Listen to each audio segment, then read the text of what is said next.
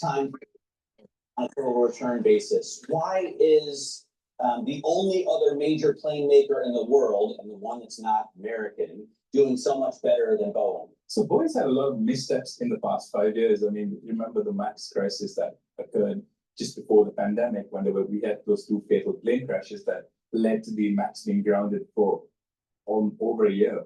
And in the run-up, in the sort of rebound since then, Boeing's had a lot of missteps. I mean, we had the Alaska Air blowout last year, which again led to scrutiny on Boeing. So Boeing's had a lot of issues, and they've sort of had to work their way back through that. And so Airbus has had a much easier ride in the past 5 years while Boeing's been struggling.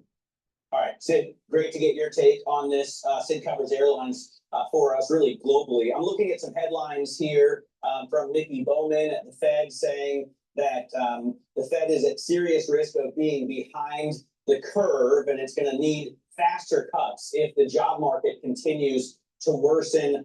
Bowman says it's time to act decisively on rate cuts. So really watch the bond markets. I'd take a look at the 2-year to see if that yield moves at all on those headlines. Of course, the market is already pricing in cuts down to 300 basis points as far as the terminal rate is concerned. If you check out WIRP, you can see that. Yeah, not huge moves on the 2-year this morning, but maybe it's just because it balances out the other Fed speak that we've heard. We've heard from Bostic, Muslim, and Hammock. All of them were quite hawkish, really tempering their ideas of the ability to get rate cuts down. Of course, Bowman sounding a bit like Myron, but Myron was really aggressive in how much he thought we should be cutting at this moment. 12:35, that's when we'll hear from Fed Chair Jerome Powell. So another voice stat. Maybe she's jockeying for the job. Haven't heard that one before. Well, Waller, she is, but Bowman. she didn't dissent like Myron does. Waller and Bowman did not dissent with a 50 basis point cut. Does that hurt their standing and their running for being the next Fed chair? Right. Well, I guess maybe she's trying to make up for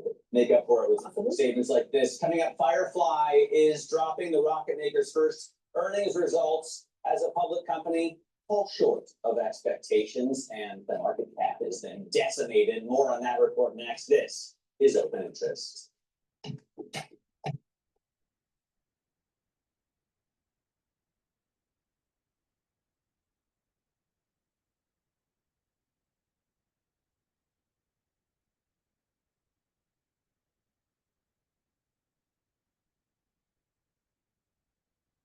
Hello, this is DrPaulCottrell. We are live streaming on my website, the-studio-reykjavik.com. We're streaming on YouTube, and I'll be setting up X Spaces for the simulcast. Thank you for joining. Please help support the work that I do by sharing the links, asking your social media to follow me. If you'd like the free content that I provide, you can be a paid member to my Patreon channel to help support the free content. You can also be a paid member to my Substack channel. All the links are in the description of this video and all my videos. Make sure you subscribe to all 4 channels of YouTube, Brighteon, Bitchute, and Rumble. I have lots of channels out there. Please subscribe to them all. And you can follow me on X and on GETTR. So there's lots of ways to support and to watch the content. I also have archived audio of my podcast on my website under broadcast radio. And you can also watch live on my website under broadcast live. So there's lots of modalities so you can consume the content. I have also great products on my store. I have ebooks, supplements, and course material on immunology and pulmonology. Take a look at them. You get lots of PDFs, lots of videos to learn about pulmonology and the immunology system for only $50. So it's a great way to learn about the body and reduce the power imbalance between you and your physician. You can also donate on my website, the-studio-reykjavik.com. You can donate through Stripe, PayPal, or buy me a coffee to help support the work that I do. Thank you for joining. I greatly appreciate it. All right, today the big event is going to be Trump's speech at the UN. And we're going to be covering other news, especially breaking news. The market hasn't opened up yet for equities for New York. The futures market for the S&P 500 is at 6,750. So I still have a target for year end at 6,800. to about 7,000. Right now, we have a resistance level at about 6,700, and we have a support level at 6,500. All right, with that said, let's go back to Bloomberg.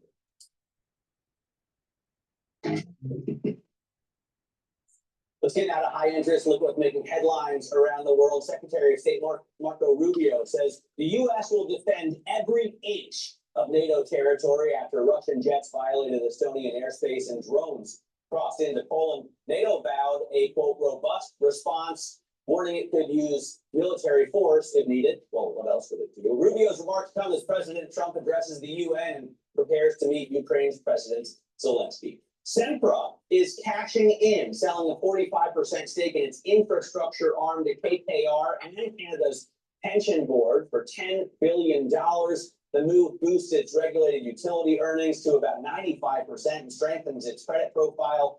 The deal, expected to close by the end of next year, by next year, makes the KKR-led group the majority owner, while Sempra keeps a 25% slice. And as world leaders gather for the UN General Assembly here in New York City, the Secret Service says it dismantled a SIM card network in the city that threatened senior U.S. officials. Agents seized over 300 servers and 100,000 SIM cards. The system investigators say could have crippled telecom networks if left unchecked. The threat bore signs of foreign involvement, according to the Secret Service. I don't really get how 100,000 SIM cards would be a threat to officials, unless you like threw them at the officials, or if they slipped on the SIM cards as they were walking down the street. Like, what would you do? Like a banana on the street, feel that they said, no, they just would send them threatening messages, maybe try to extort them. I'm not really sure. Hack their phones, possibilities, not people. Hackers are very creative. Got it. Anyway, on to a stock that we're watching this morning. Firefly's first earnings results as a public company fell short of expectations. Shares cratering this morning, down almost 11%. The rocket maker's revenue missed Wall Street expectations. For more, we're joined by Bloomberg's market correspondent, Nora Belinda. And Nora, now it's trading back below its IPO price to a company that had so much fanfare. What went wrong in these first earnings? So much fanfare that the company has seen, and we've been seeing so many IPOs just ripping as we have so much of Wall Street optimism really buoying them here. Let's look at Firefly Aerospace in particular here. So it is a $7.2 billion company based in Texas. They do a lot of rocket launches, as you mentioned here. This was their first report. So of course, we did know that they IPO'd just early last month here. So when you're thinking about a report here, when it's the first inaugural one here, people really have high expectations leading into it. We have Jefferies pointing out the fact that they spent a lot on R&D. Of course, as you called out earlier, they missed on revenue here. So expectations are high, especially if you think about a company that just debuted here. You really want to see some positive results. What does Firefly do? I recognize that they're space related since we continue to show rocket videos. And I know that that's been a popular theme for companies coming to market this year. So what do we know about this company? Absolutely. There's a lot of different companies that are now bubbling up in the space sector here. And so if you look at Firefly in particular, I mean, they do a lot of those rocket launches, maybe sending satellites into space, doing payload, just moving different things within space there. So that's what their bread and butter here is. And if you think about some of their major deals, they are kind of branching out into the commercial space. They are branching out to the government. I mean, they made history recently with the partnership they have with NASA. It landed the Blue Ghost, which is its robotic spacecraft, on the moon. And that was the first privately owned company that was actually able to land upright and intact on the moon. So a major accomplishment for them. And it seems as though they're going to be continuing to have some sort of relationship with NASA moving forward and just really broadening and expanding their presence there. Very cool. The Blue Ghost. The Blue Ghost. Nora Belinda covers, defense companies as well as space and real estate. And all markets. She covers all the She got markets it all. for us here on Bloomberg Television. Nora, great to have you with us. Coming up, Deutsche Bank says AI is likely to keep the U.S. from a recession. I mean, I think it was even more strongly worded than that, right? Like, Yeah. if it weren't for AI, We'd be in if it weren't for NVIDIA, we'd be in a recession. we're going to ask New York Life Investments economist Lauren Goodwin for her take. This is Bloomberg Open Interest. Please go to my store, the-studio-reykjavik.com, and get the structural nano silver soaps. You can get it in peppermint, lavender, charcoal tea tree, and also in lemongrass. Make sure you have the structural nano silver soaps at home. Use them every day, very high quality, and you're going to need them for the fall and the winter. All right, so just be prepared. Get a few bars for your household, very high quality. Use discount 5 and you get $5 off any order.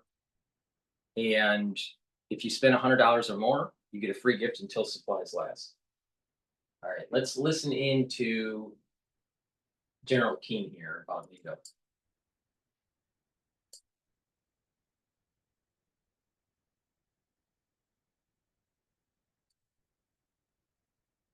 The leverages, AID rate stocks, and ETFs. All of these Western nations that are recognizing a Palestinian state, the president has been very clear. He disagrees with this decision. He spoke about that in the UK, standing right next to his friend, Prime Minister Starmer. And he feels this does not do anything to release the hostages, which is the primary goal right now in Gaza, does nothing to end this conflict and bring this war to a close. And frankly, he believes it's a reward to Hamas. So he believes these decisions are just more talk and not enough action from some of our friends and allies. That's White House Press Secretary Caroline Leavitt on the dozens of countries who are now recognizing Palestinian statehood or want to do so. France yesterday becoming the latest U.S. ally to do so during the 80th annual UN General Assembly. Belgium, Monaco, Luxembourg, and Malta joined the UK, Canada, and Australia in making similar declarations. The White House says the recognition of a Palestinian state makes it harder to end the war in Gaza. President Trump will address the UN this morning, and he will discuss the war and post-war governance plans with Arab and Muslim leaders from Saudi Arabia, Qatar, Egypt, Jordan, and Turkey. The president planning sideline meetings at that UNGA. Hamas, meanwhile, drafting a letter to President Trump asking for a 60-day ceasefire in return for the immediate release of half of the hostages left in Gaza. President Trump has repeatedly called for the release of all of the hostages. Joining me now is Fox News senior strategic analyst and chairman of the In Particular Study of War, General Jack Keane, back with me. General, great to see you. Thank you so much for being here. And I know you just returned from 9 days in Israel, meeting with key military leaders and diplomats there. Tell us what you've learned from your trip, and then I got to get your take on this letter being drafted by Hamas. Well, I said one of the things I wanted to point out certainly is the overwhelming support for the United States in Israel, far more than I've ever seen. Israel's always been pro-American, but ever since October the 7th, and certainly since the 12-day war, it's really quite emotional. I mean, Fox News and Fox Business is played continuously there 24/7. And we were recognized as a result of our exposure on your show and other Fox News shows. And they continuously, emotionally, were thanking us for this, what the United States has done to protect the Israeli people. And the gratitude specifically pointed toward President Trump. So that was just a major takeaway in itself, how grateful they are. I spent a lot of time with the senior leaders. Obviously, I can't discuss the content of those meetings because they are their meetings. But certainly, what we're about here in Gaza is I support 100% the Prime Minister's declaration here to finish the leadership off here. Either they surrender and leave, and he's willing to make certain that they do that and can survive, or he's going to take it away from them physically. And that is the right move. And the pressure he's putting on Gaza is already turning some results. You can see Hamas is moving again towards some kind of negotiated settlement. I think we should hold out to get everybody out. And certainly what are the conditions that would be imposed on Israel to do that? Israel would want Hamas to walk away and give up the hostages, or they're going to continue to conduct this operation and force Hamas to move away and also try to get those hostages back. Tough situation in front. It's going to take time, Maria. Well, In talking to IDF leaders and others, I mean, a minimum of likely 6 months. And we're going to have some patience as this operation unfolds. But major benefits as a result of Israel's domination of Iran and its proxies. I mean, what is happening, we never could have seen. Normalization talks with Lebanon. A security agreement with Syria, which is really taking hold here. think of that. I mean, that is absolutely a paradigm shift. The other things are recovering Gaza. There's a thought, Israel's done some informal surveys of the Gazan people, and a number of them, the majority of them, would be willing to voluntarily relocate to another country. That in itself is news, and it needs to be explored in terms of what the countries are. The President of the United States likely will, as already is aware of that, and the United States can help in this. That seems to be a vehicle to move the Gazans out of there. If they recover Gaza at some point, it'll take some time to do it. If they want them to come back, that's another matter. But at least it's a step in the right direction. Lots of talks about what to do about Gaza post-Hamas are underway. No definitive decisions, but plenty of ideas and plenty of discussion on that subject. Well, President Trump has handled this masterfully in terms of uniting allies around his agenda. He's going to be meeting with Arab and Muslim leaders at the UN today. And, you know, there's this conversation about Palestinian statehood. As Hamas drafts this letter to the president asking for a 60-day ceasefire in return for half of the hostages left. I mean, should we be, you know, trusting Hamas that they're going to release half of these hostages if we give a 60-day ceasefire? And what about Palestinian statehood? Well,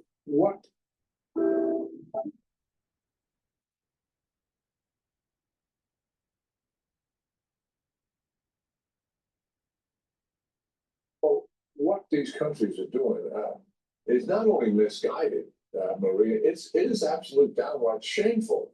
I mean, they are giving Hamas payback for what they have done since October the 7th. Exactly. They're helping to validate October the 7th. That is absolutely outrageous behavior done, and they're appealing to internal audiences, likely for political reasons, who are pressuring them over what has happened to the Gazan people and the number of casualties they have suffered, which are horrific. And the leaders of Israel would say the same. But right now, I mean, look at the evidence. The Israelis have tried to get all of Gazan people out of Gazan City. About 550,000 have left. Hamas is imprisoning the others. Will not let them leave. This is the diabolical nature of Hamas. And what happens as a result of that? Israel gets blamed for it. That's right. Let's face the facts and start telling the truth about this operation and what has taken place. Well, thank you for your behavior that's right. on the part of those countries. Thank you for your blunt assessment of all of this. I think our audience agrees with you. President Trump is also going to be meeting with Ukrainian President Zelensky at the UN today. He'll hold bilateral talks with senior European officials over Russia's war in Ukraine. And Zelensky is expected to ask the president for more security guarantees following multiple Russian drone incursions into NATO countries. I am this morning speaking with the newly elected president of Poland, and I spoke with Karol Nawrocki yesterday about those drone incursions. 2 of those drones flew right into Poland airspace. Watch that. Poland shot down Russian drones after Russia's airspace violation. How many drones have you witnessed, and what is your reaction to this? We are talking about 21 drones. You have no doubt that this action had been planned by the Russian Federation. Surely this was not a mistake.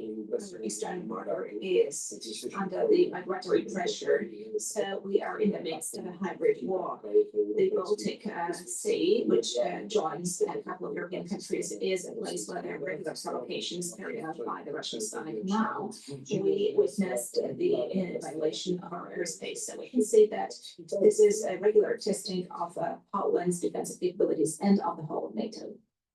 My full interview, my exclusive with President Nawrocki is coming at the top of the 8 a.m. hour, General, but you heard what he said there.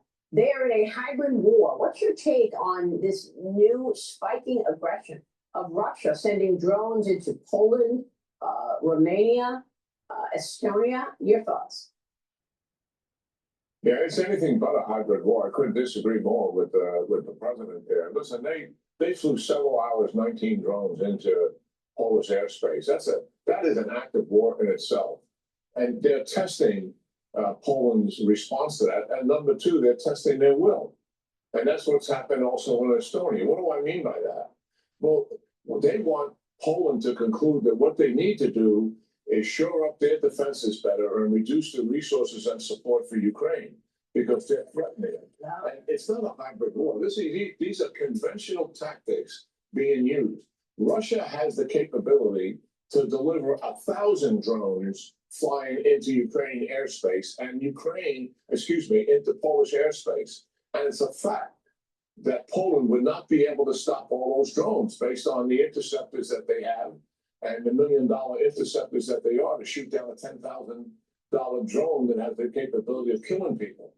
Wake up. This is not a hybrid war. This is Russia testing you. And the next step could be quite something significant. And NATO has got to come together and not talk about Article 4, talk about Article 5.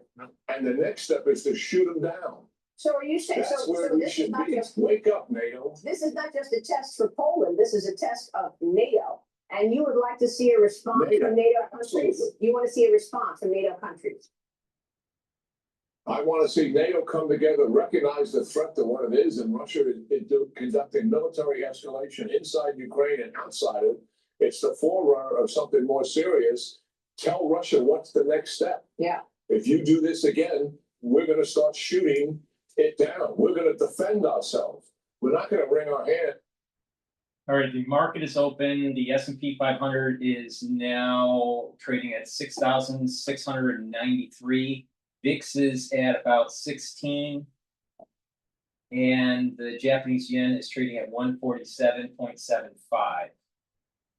Oil is trading at $63.13 a barrel. Natural gas is trading at 2.8.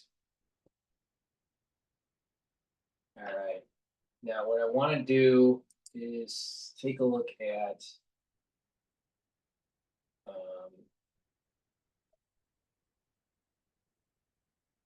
want to take a look at Fox News talking about Trump's going to be talking at 9:50.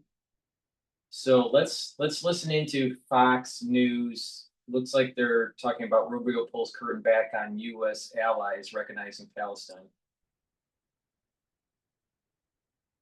You're not going to stop anything for the breaks that you got. Yep. But on carparts.com, you get access to over 1 million quality parts that are guaranteed. Before we do that, please go to my store, the-studio-reykjavik.com, and get the Myotrol. Myotrol helps with the gene expression to build muscle.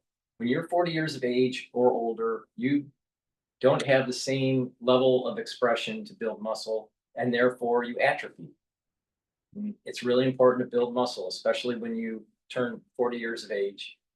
So it's do resistance training, have a balanced diet, drink filtered water, and take Myotrol. Myotrol has polyphenols, flavonoids, and lignans to help with the gene expression to build muscle. It also helps the health of the mitochondria, so you have more ATP to help maintain and build that muscle.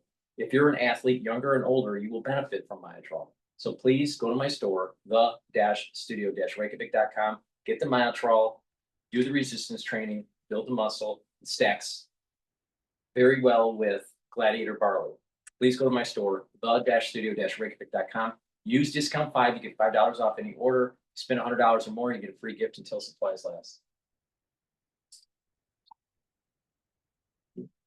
Just hours from now, President Trump will return to the United Nations to deliver a wide-ranging address while also meeting with world leaders to discuss plans for a post-war Gaza. All right, this comes as top allies to the United States formally recognize the Palestinian state, drawing swift criticism from Israeli leadership. So what does this mean ahead of this week's high-stakes summit? Let's bring in the Secretary of State, Marco Rubio. Mr. Secretary, thanks so much for joining Fox and Friends this morning.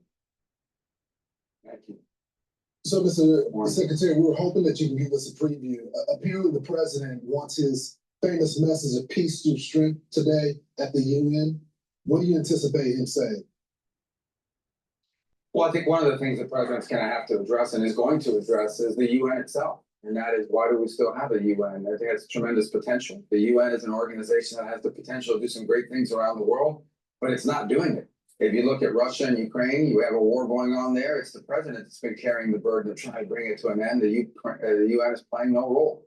If you look at what's happening in Gaza with Hamas and everything that's happened there with Israel taking them on, What role is the UN playing? None. We're gonna try here, and even as close to home in the Western Hemisphere, in a place like Haiti, that's been overrun by gangs that control that country and has destabilized the region. The US is asking for the UN to step up and play a very important role. We have a lot of support, but it looks like China might stand in the way of this effort to bring that about. The UN will play no role if they do that. So I think what the president's going to do is challenge the UN to find its meaning and its purpose and its utility as an organization, because it doesn't seem to be doing the job, and it's pretty good at spending a lot of money. I think you can anticipate the president will point to his own history with the UN, going back to his time here as a developer, where he actually offered to fix the UN building, and instead they chose to go in another direction, wasted a bunch of money, and really didn't achieve on the building's perspective what needed to happen. And I think it's emblematic of how feckless the UN has become as an organization. It's just a place where once a year a bunch of people meet and give speeches and write out a bunch of letters and statements, but not a lot of good important action is happening. So again, the UN has a lot of potential, but it's not living up to it right now. So the Turkish leader Erdogan sat down with Brett Barry yesterday. We got two topics to talk to you about that. One of which was asked about the war in Russia. He's basically, he's indifferent, likes both guys, and in Gaza. But he seems to take a shot at President Trump. Listen. Ben sadece şunu söyledim. I can only say this. Mr. Trump you might remember he used a term, Ukraine savaşını ben bitirdim. He said, I will finish the Russia-Ukraine war. Şimdi, did end? Hala devam ediyor. It still goes on. Aynı şekilde, similarly, savaşını ben bitirdim. He said, I will finish the war in Gaza. Did it end? No. That means, demek ki, once we start analyzing the issue, there are prices to pay. And when we look at the hostage exchange, that was done. It goes on. So he says the president doesn't get it done. This is a NATO ally. Your thoughts? Well, look, I didn't hear the entirety of the interview. I can only tell you that on both of those issues, on the case of Russia, Ukraine, the only leader in the world that has any chance of bringing it to an end is President Trump, which is why he has put more time and energy into it than anybody else. All these other countries, including Turkey, by the way, are begging us to be involved. They want us to be involved. Look, these people go out and say what they want to say, but at the end of the day, when they want something done, they want to come to the White House. President Erdogan is coming to the White House this week to meet with the president. They all come to the White House. They all want to speak to President Trump. They all want President Trump to fix it. So they can say whatever they want to say. The truth of the matter is that we have meetings going on today that we have leaders begging to be a part of it. They are calling saying, can we be included? Can you bring us in? Can you get me 5 minutes to shake the president's hand? He is the indispensable leader in the world right now. He is the only one who has any chance of not just brokering a deal to end the war with Russia and Ukraine, but also bringing about the war that's going and getting all the hostages released in Gaza. And I think he's put more time and energy into peace proposals and peace initiatives than anybody else in the world. And he's had the most success of anybody else in the world. He doesn't get a lot of credit, but let's not forget the DRC and Rwanda had a war going on. It's the president that's brokered that. Azerbaijan and Armenia. It's the president that brought that about. Thailand and Cambodia. It's the president that brought that into that about. India and Pakistan. That's just four right off the top of my head in the last few months. And the president's the one that did that, not any other leader in the world, and not the UN. Mr. Secretary, Fox is exclusively reporting that Hamas wrote a letter directly to President Trump asking for a pause in fighting for 60 days in exchange for half of the hostages. Do you know if this letter has been delivered yet? And will the president entertain this idea? I don't know who they gave that letter to. If your pet goes from weird to weirder, drooly to droolier, slow.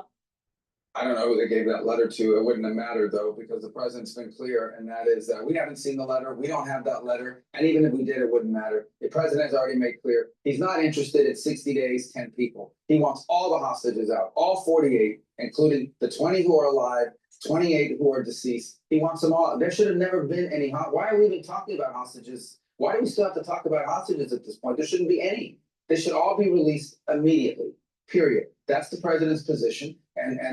So he would have rejected that offer had it come, but we haven't seen that letter. I think they gave it to the media or somebody, but they haven't given it to us. Mr. Secretary, the president said the final warning to Hamas. What does that mean? Well, I mean, you've got Israel is right at the doorstep of Gaza City. I mean, they've begun an operation to go in. And all the leaders of Hamas, all the main leaders inside of Gaza and Hamas are all concentrated in Gaza City. It may take a while, but they're not going to survive the Israeli push. Now, what we would hope to see is that it doesn't have to happen because Hamas surrenders, they lay down their arms, they release all the hostages, and then the important work of sort of rebuilding Gaza and providing a place where Palestinians can live prosperously and peacefully, that work can begin. But that work can't begin until the hostages are released and Hamas no longer exists. And so the sooner that happens, the sooner peace will begin. I want to make sure to get this in because I know your time is tight. You were brilliant, as in so many speakers, saluting the life of Charlie Kirk. Here's a little of the moments a lot of people are talking about. Watch. Because he took on that death, because he carried that cross, we were freed from the sin that separated us from him. And when he returns, there will be a new heaven and a new earth, and we will all be together. And we are going to have a great reunion there again with Charlie and all the people we love.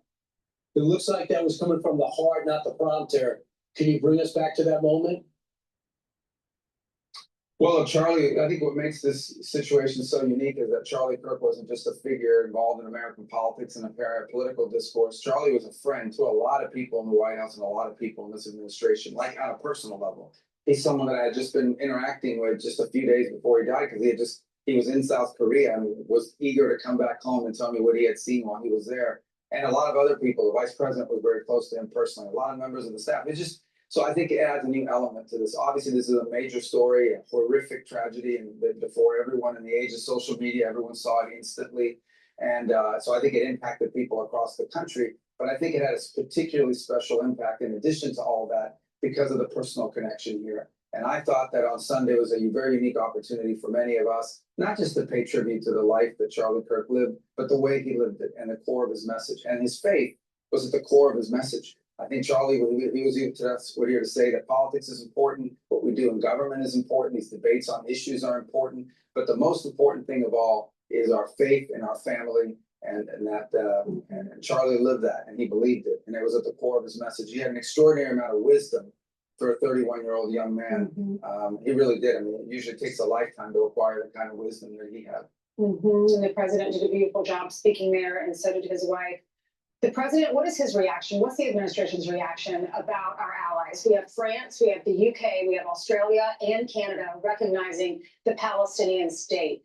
What does that say about our influence?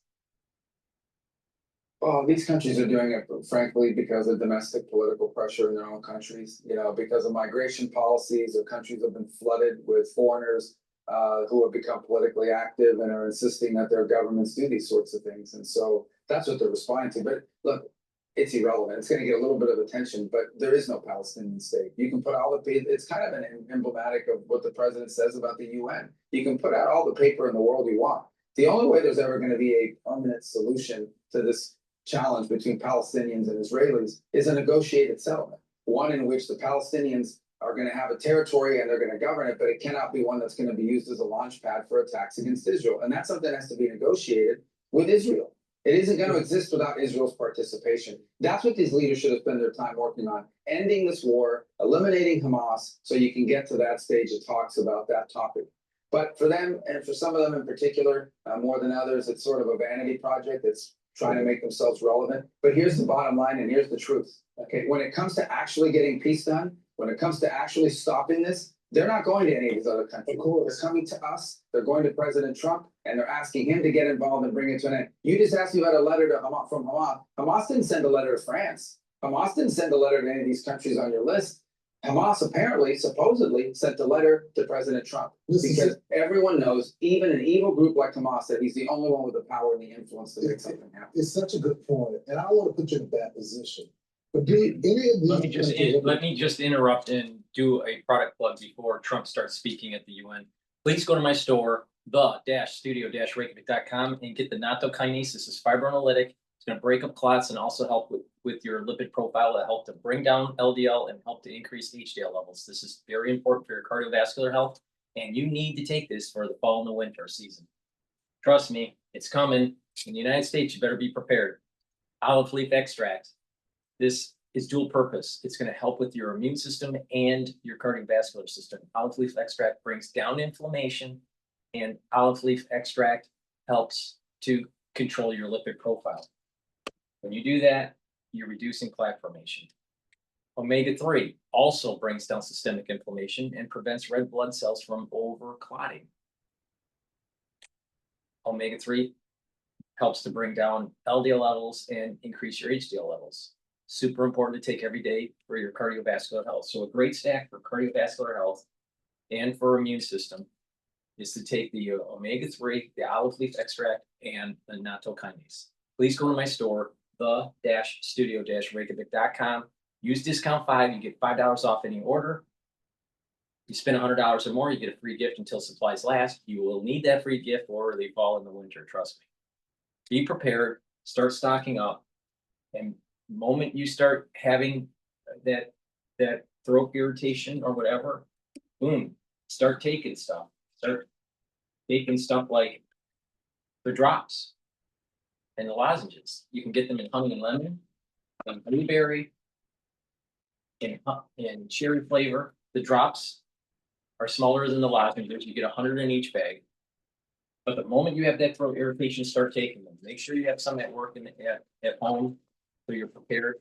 I also have the lozenges, which are larger in a 21 count, and I have it in elderberry zinc in stock. Get a few bags for your household. Be prepared. The fall and winter is going to be problematic in the United States. If you're not prepared, don't be surprised if something happens. All right, I'm gonna switch over. Trump should be starting to speak in 4 minutes here. I'm gonna switch over to live now. All right, there you have the new president of the United Nations, and she addressed the General Assembly there. Up next, I believe we do have, according to the agenda, the president of Brazil, and then after that is President Donald Trump. That was slated to start 9:45 a.m. Eastern time. Of course, clearly they are running a little bit behind. Again, we do have this live image right here. I do want to pop it up on your screen, as you can see. So what is expected. All right, so we're a little behind on the speeches. Let's go back to Rubio. Tell you why they're not willing to accept any of the refugees that's coming from Gaza, from the Palestinian Authority? Because we hear publishers sometimes, what do they say? They say, well, we can't take any more people. We already have too many. They say, frankly, what, any country should say, which is, in fact, I think if they won't say it publicly, but they'll say it privately. And not just these countries in Europe. I mean, the countries in the Middle East, look, it's not like every country in the Middle East is raising their hand and saying, okay, we'll take 100,000 refugees. It goes back to the migratory debates we've had in this own country. I mean, every country in the world thinks open borders is crazy. Egypt does not have open borders. Jordan does not have open borders. Europe does, or has had for a long time. But none of these countries, most countries in the world do not have open border because it's crazy. It's lunacy. And only we had that under President Biden, and now that's been fixed. And I think the president will point to that in his speech today. America had a migratory crisis unlike any in the world, and we fixed it very quickly under President Trump.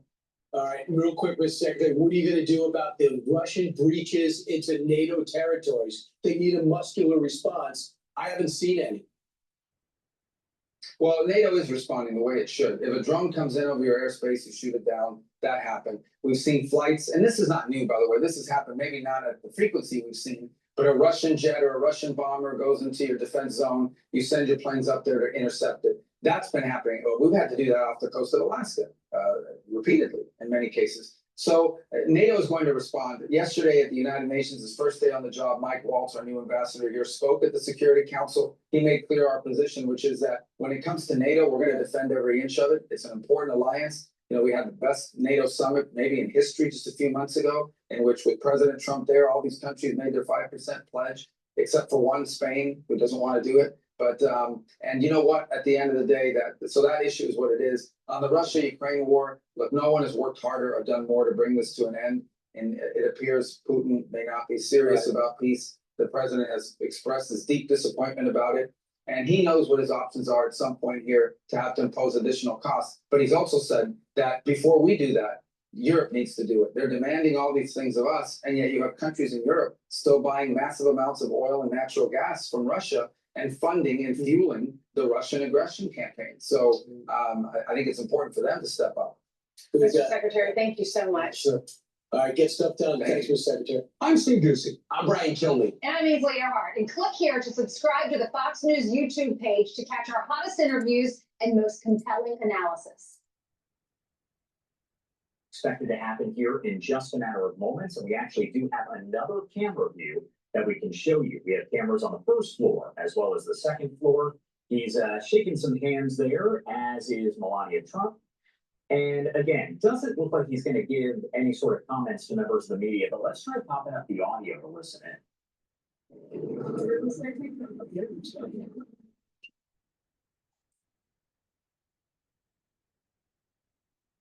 All right, he is walking inside right now. Again, his speech is coming up next. It's not quite clear how long he is going to speak, but we do have the president of Brazil that is going to be up next. I do want to sneak in one final 2-minute commercial break of the hour, and then we'll head right back to the floor. But again, Please go to my store, the-studio-reykjavik.com. Get the vitamin C and magnesium. Vitamin C and magnesium will help with your skin, your immune system, and your brain function. Magnesium is super important for brain function. Take magnesium every day, boost up that brain health, super important. The next 5 years, you're gonna know a lot of people that have early onset of dementia. But you can mitigate the problem. Magnesium and zinc boosts up that immune system and also boosts up brain function. Take them together, boost up that immune system for the fall and the winter, and also boost up that brain function. Super important. Please go to my store, the-studio-reykjavik.com. Be prepared for the fall and the winter. You're going to need it. All right. It's problematic in many areas of the country. Be prepared. All right. Don't take this lightly. Please go to my store. Use discount 5. You get $5 off any order. If you spend $100 or more, you get a free gift, and use that free gift. It'll help you in the fall and the winter.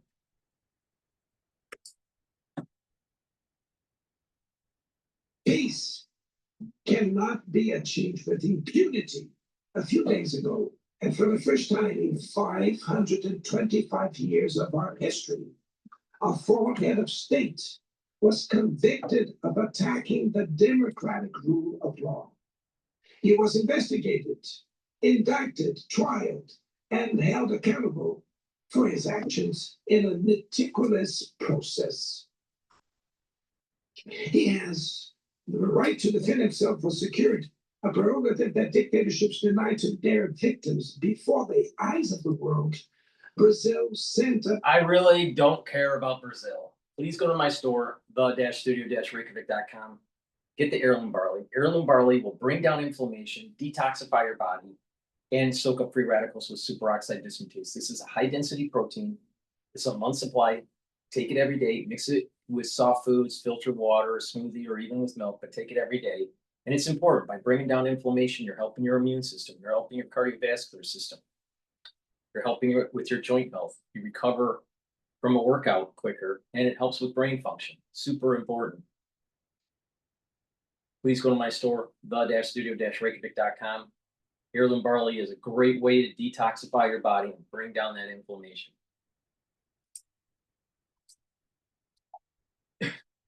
Democracy fails when women earn less than men or die at the hands of partners and family members. It loses when it closes its doors and blames migrants for the world's ills. Poverty is as much an enemy of democracy as extremism. Therefore, we were proud to receive confirmation from FAO that Brazil has once again left the hunger map in this year, 2025. But in the world, there are still 670 million hungry people, and about 2.3 billion face food insecurity. The only war of which everyone can emerge victorious is the one we wage against hunger and poverty. This is the goal of the global alliance we launched at the G20, and which has the support of 103 countries. the international community needs to revise its priorities, reduce arms spending, and increase development aid. Relieve the service of the foreign No, debt. the United States needs to increase its military spending and make sure that we curtail the encroachment of China on the first island chains. No, he's wrong. Please go to my store, the-studio-reykjavik.com. Get the Boomer Boost. Boomer Boost has 68 nutrients. It has a very comprehensive compound profile shown on the screen here. Read the label on my website, the-studio-reykjavik.com, and get the Boomer Boost. Boomer Boost is a supplement that you should be taking every day, and it'll target multiple systems. It'll help with your heart and your vascular system, your brain function, your musculature, boost up your energy levels and rev up your metabolism. You will see the effects, you'll notice the effects of this within 72 hours. You'll have more vitality and you'll be more energetic. And over time, you will visibly notice that your body is aging slower. Please go to my store, the-studio-reykjavik.com, and get the Boomer Boost. And it's a great way to help to control your weight. It's a great way to stay fit and have all the nutrients you need. If you are an athlete, use this as your pre or post-workout fuel source. Even if you're not an athlete, take it every day. Mix it with soft foods, filtered water, a smoothie, or just with milk. I put it in soft foods like hummus, but take it every day. It's really important. And you will notice that your body is performing better and that you're slowing down the aging process. This is the fourth pillar of my core protocol to rev up the metabolism and to have the higher levels of energy that you need. Part of the process of aging is that you lose energy and the health of your mitochondria starts to go down. But if you improve your mitochondrial health and you rev up that cellular metabolism and you have more energy, then you're going to be aging slower. Your body is going to have the energy to be able to improve your immune system, improve your endocrine system, improve your brain function. These are all very important for anti-aging. And the healthier you are, the better off you'll be when you are exposed to things like in the fall or the winter. So please go to my store, the-studio-reykjavik.com, and get the Boomer Boost. This is super important as a piece of your health care protocol. Use discount 5, you get $5 off in your order. If you spend $100 or more, you get a free gift until supplies last. You will need that free gift for the fall and winter, trust me. The most effective way to combat drug trafficking is to cooperate to suppress money laundering and limit arms trade. Blah, blah, blah. Using lethal force in situations that do not constitute armed conflict is tantamount to executing people without trial. Other parts of the planet have already witnessed interventions that cause greater damage than intended, with serious humanitarian consequences. The path to dialogue must not be closed in Venezuela. Haiti has the right to a violent, I'm going to go to Fox future, News. and it is unacceptable. With words. For your words, create your brand, your opportunity. Time and time again, classified information is leaked or peddled for political purposes to try to make the president look bad.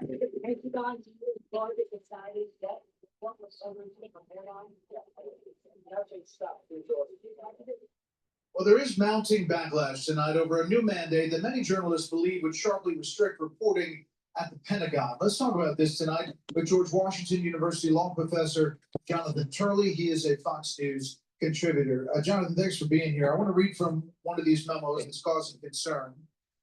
The Pentagon media policy.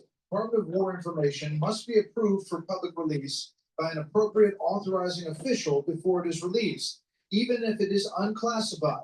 Unauthorized disclosure of classified national security information or controlled unclassified information poses a security risk that could damage the national security of the United States and place the Department of War personnel in jeopardy. Now, Secretary Hegseth on X on Friday said the press does not run the Pentagon, the people do. The press is no longer allowed to roam the halls of a secure facility, wear a badge and follow the rules or go home. Representative John Bacon posted this Saturday. This is so dumb that I have a hard time believing it is true. We don't want a bunch of Pravda newspapers only touting the government's official position. A free press makes our country better. This sounds like more amateur hour. I know you kind of digested some of this, but your thoughts on this and what it means big picture. Well, Greg, this is actually quite breathtaking in terms of its implications for the free press. There is no precedent for what they're doing here. Now, it is true that access is something that is a privilege. At the CIA, reporters, journalists are not allowed just to wander as widely as they do in the Pentagon. But the Pentagon has had a long tradition of allowing the media to work with its own representatives and getting the story right. Now, there have been times where the press has published what was classified information.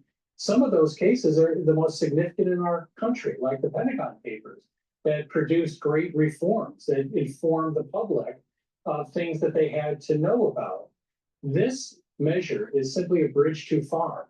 It really does raise core press protections, and it would devastate the press corps in the Pentagon. You know, I covered the Pentagon for 6.5 years, and I walked all over those 19.5 miles of corridor in the Pentagon, talking to all kinds of officials.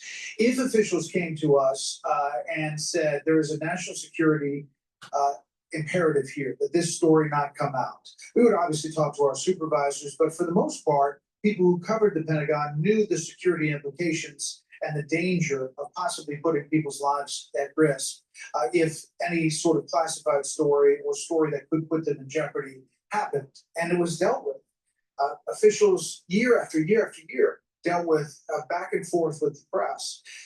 This is different. This is, you have to sign this paper or you have to leave the Pentagon. You say, I acknowledge that the PFAC may be denied, revoked, that's the pass, or not renewed if a person is reasonably determined to pose a security or safety risk to Department of War personnel or property. I acknowledge that such a determination may be based on the unauthorized access, attempted unauthorized access, or unauthorized disclosure of either classified or a controlled unclassified information. It goes a lot further. There is interpretation here, Jonathan, but it seems to go a lot further. Well, the problem is that it has endless possibilities of interpretation. What does it mean to be a risk? The inclusion of what's called CUI information really bowled many of us over. I mean, that is unclassified information. And so what they're basically saying is if you publish anything that's not in the press release, is not the official statement of the Pentagon, you could be held responsible under this policy. That is going to create a stranglehold on the free press. And the cost is too great. As you say, Brady, I've worked, as you have, I've worked for 3 different networks. This has come up at many of those networks. They tend to deal with this informally. The Pentagon, if informed of a story, will say, hey, look, that's some classified material that could put lives at risk. The networks tend to, and newspapers tend to try to work with the Pentagon, not to kill the story, but to safeguard lives and interests that are raised to them. This is really limitless in terms of the level of control that would be exercised by people given access to this to the Pentagon. Jonathan Turley, as always, thank you. Thank you. Hey, Sean Hannity here. Hey, click here to subscribe to Fox News YouTube page and catch our hottest interviews and most compelling analysis. You will not get it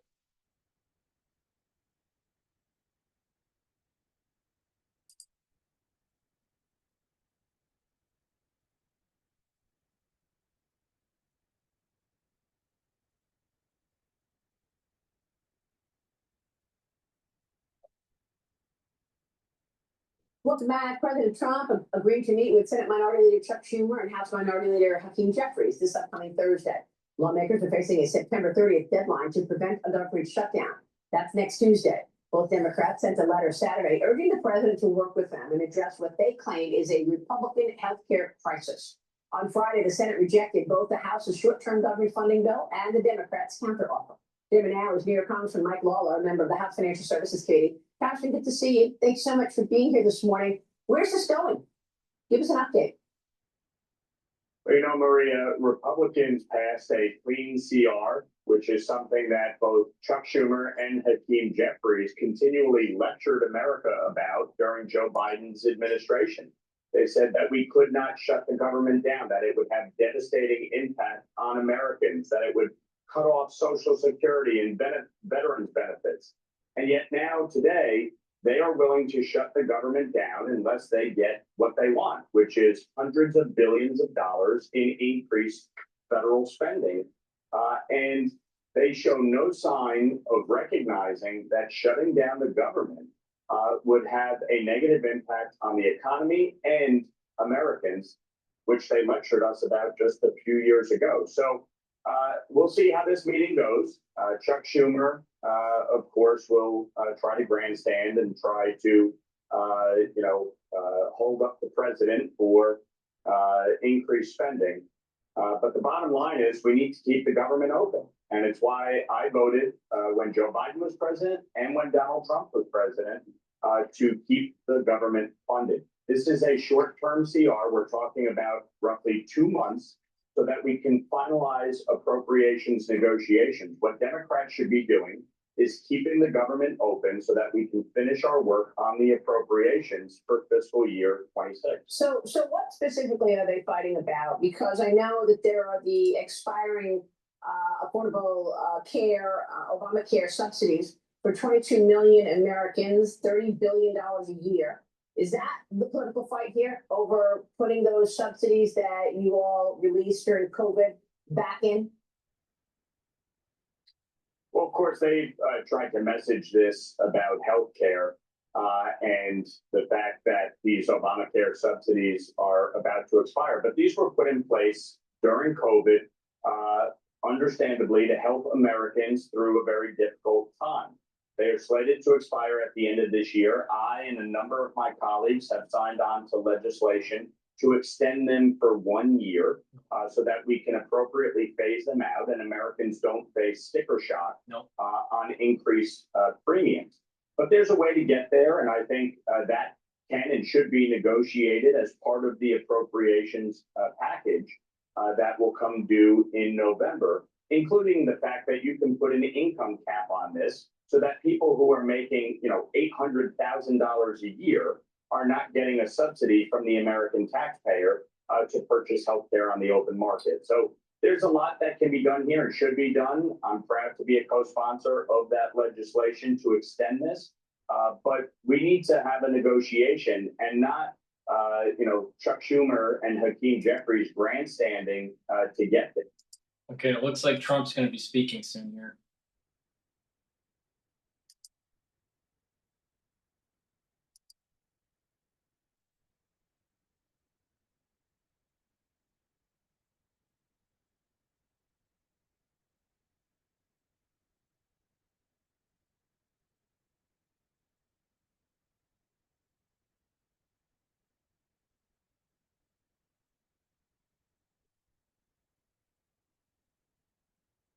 Come on, let's go. And if you are just joining us here momentarily, we should be hearing from President Donald Trump, who arrived there maybe 10, 20 minutes ago. He is the next speaker on the list. Right now, there's kind of a lull here, but we should be seeing him introduced here in a second. We are going to leave the audio lifted up as we listen in.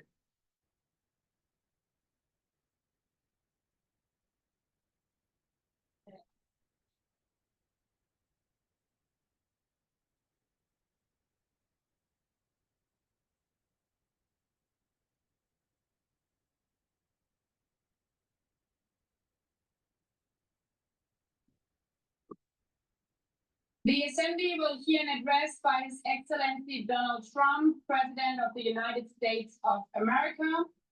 I request protocol to escort His Excellency and invite him to address the Assembly.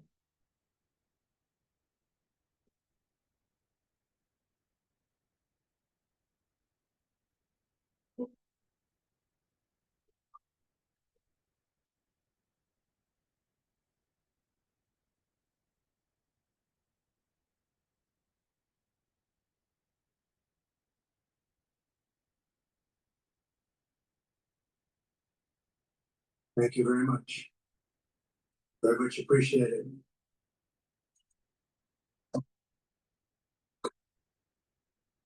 And I don't mind making the speech without a teleprompter, because the teleprompter is not working. I feel very happy to be up here with you nevertheless. And that way you speak more from the heart. I can only say that whoever's operating this teleprompter is in big trouble.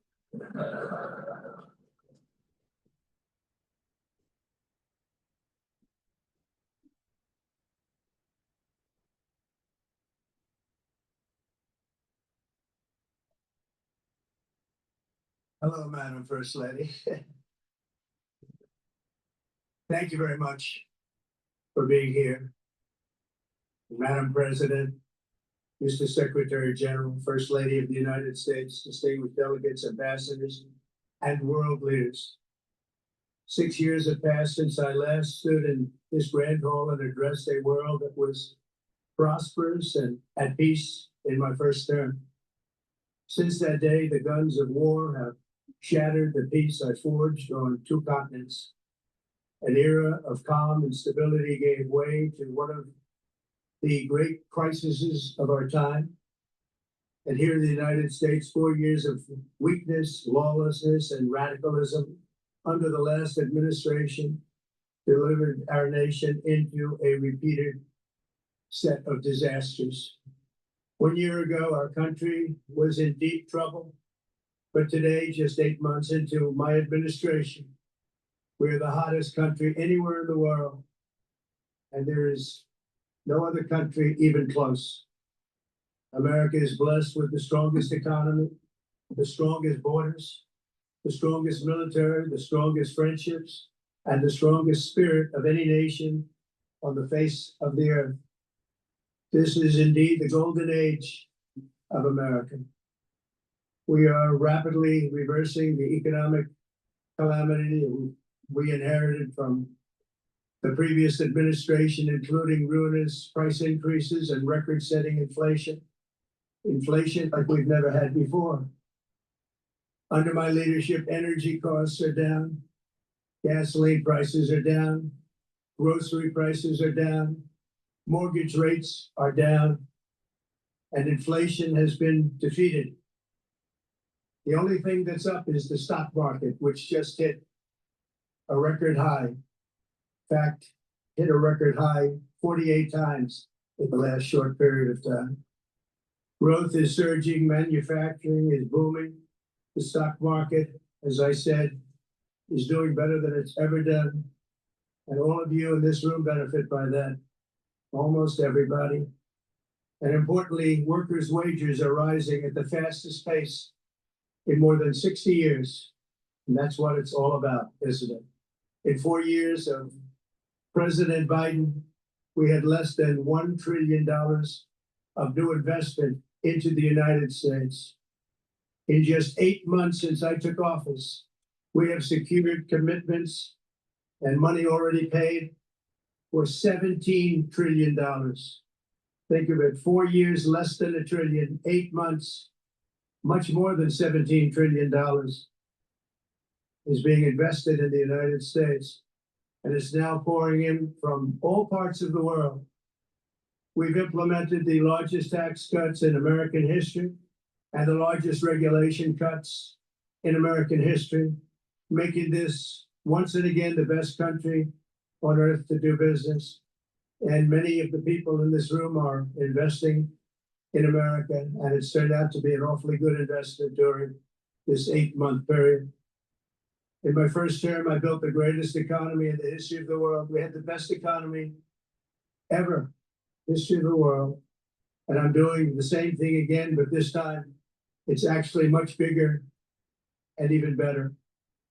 The numbers far surpass my record-setting first term. On our southern border, we have successfully repelled a colossal invasion. And for the last 4 months, and that's 4 months in a row, the number of illegal aliens admitted and entering our country has been 0. Hard to believe. Because if you look back just a year ago, it was millions and millions of people pouring in from all over the world, from prisons, from mental institutions, drug dealers, all over the world they came. They just poured into our country with the ridiculous open border policy of the Biden administration. Our message is very simple. If you come illegally into the United States, you're going to jail, or you're going back to where you came from, or perhaps even further than that. You know what that means.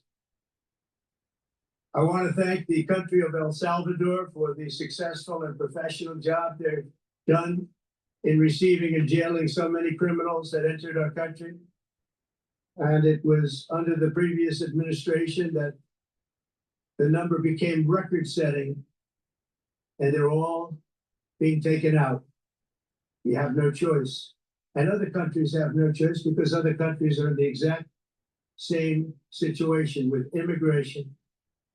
It's destroying your country, and you have to do something about it. On the world stage, America is respected again like it has never been respected before. You think about 2 years ago, 3 years ago, 4 years ago, or 1 year ago, we were a laughingstock all over the world. At the NATO summit in June, virtually all NATO members formally committed to increase defense spending at my request from 2% to 5% of GDP, making our alliance far stronger and more powerful than it was ever before. In May, I traveled to the Middle East to visit my friends and rebuild our partnerships in the Gulf and those valued relationships with Saudi Arabia, Qatar, and the UAE and other countries are now, I believe, closer than ever before. My administration has negotiated one historic trade deal after another, including with the United Kingdom, the European Union, Japan, South Korea, Vietnam, Indonesia, the Philippines, Malaysia, and many, many others. Likewise, in a period of just 7 months, I have ended 7 unendable wars. They said they were unendable. You're never going to get them solved. Some were going for 31 years, 2 of them, 31, think of it, 31 years. One was 36 years. One was 28 years. I ended 7 wars. And in all cases, they were raging with countless thousands of people being killed. This includes Cambodia and Thailand, Kosovo and Serbia, the Congo and Rwanda, a vicious, violent war that was, Pakistan and India, Israel and Iran, Egypt and Ethiopia, and Armenia and Azerbaijan. It included all of them. No president or prime minister, and for that matter, no other country has ever done anything close to that. And I did it in just 7 months. Never happened before. There's never been anything like that. Very honored to have done it. It's too bad that I had to do these things instead of the United Nations doing them. And sadly, in all cases, the United Nations did not even try to help in any of them. I ended 7 wars, dealt with the leaders of each and every one of these countries, and never even received a phone call from the United Nations offering to help in finalizing the deal. All I got from the United Nations was an escalator that on the way up stopped right in the middle. If the First Lady wasn't in great shape, she would have fallen. But she's in great shape. We're both in good shape. We both stood. And then a teleprompter that didn't work. These are the 2 things I got from the United Nations: a bad escalator and a bad teleprompter. Thank you very much. And by the way, it's working now. Just went on. Thank you. I think I should just do it the other way. It's easier. Thank you very much. I didn't think of it at the time because I was too busy working to save millions of lives. That is the saving and stopping of these wars. But later I realized that the United Nations wasn't there for us. They weren't there. Thought of it really after the fact, not during these negotiations, which were not easy. That being the case, what is the purpose of the United Nations? The UN has such tremendous potential. I've always said it. It has such tremendous, tremendous potential, but it's not even coming close to living up to that potential. For the most part, at least for now, all they seem to do is write a really strongly worded letter and then never follow that letter up. It's empty words, and empty words don't solve war. The only thing that solves war and wars is action. Now, after ending all of these wars and also earlier negotiating the Abraham Accords, which is a very big thing for which our country received no credit, never receives credit. Everyone says that I should get the Nobel Peace Prize for each one of these achievements. But for me, the real prize will be the sons and daughters who live to grow up with their mothers and fathers, because millions of people are no longer being killed in endless and unglorious wars. What I care about is not winning prizes, it's saving lives. We saved millions and millions of lives with the 7 wars. And we have others that we're working on, and you know that. Many years ago, a very successful real estate developer in New York, known as Donald J. Trump, I bid on the renovation and rebuilding of this very United Nations complex. I remember it so well. I said at the time that I would do it for $500 million, rebuilding everything. It would be beautiful. I used to talk about, I'm going to give you marble floors. They're going to give you terrazzo. I'm going to give you the best of everything. You're going to have mahogany walls. They're going to give you plastic. But they decided to go in another direction, which was much more expensive at the time, which actually produced a far inferior product. And I realized that they did not know what they were doing when it came to construction, and that their building concepts were so wrong, and the product that they were proposing to build was so bad and so costly. It was going to cost them a fortune. And I said, and wait till you see the overruns. Well, I turned out to be right. They had massive cost overruns and spent between $2 and $4 billion on the building, and did not even get the marble floors that I promised them. You walk on terrazzo, do you notice that? As far as I'm concerned, frankly, looking at the building and getting stuck on the escalator, they still haven't finished the job.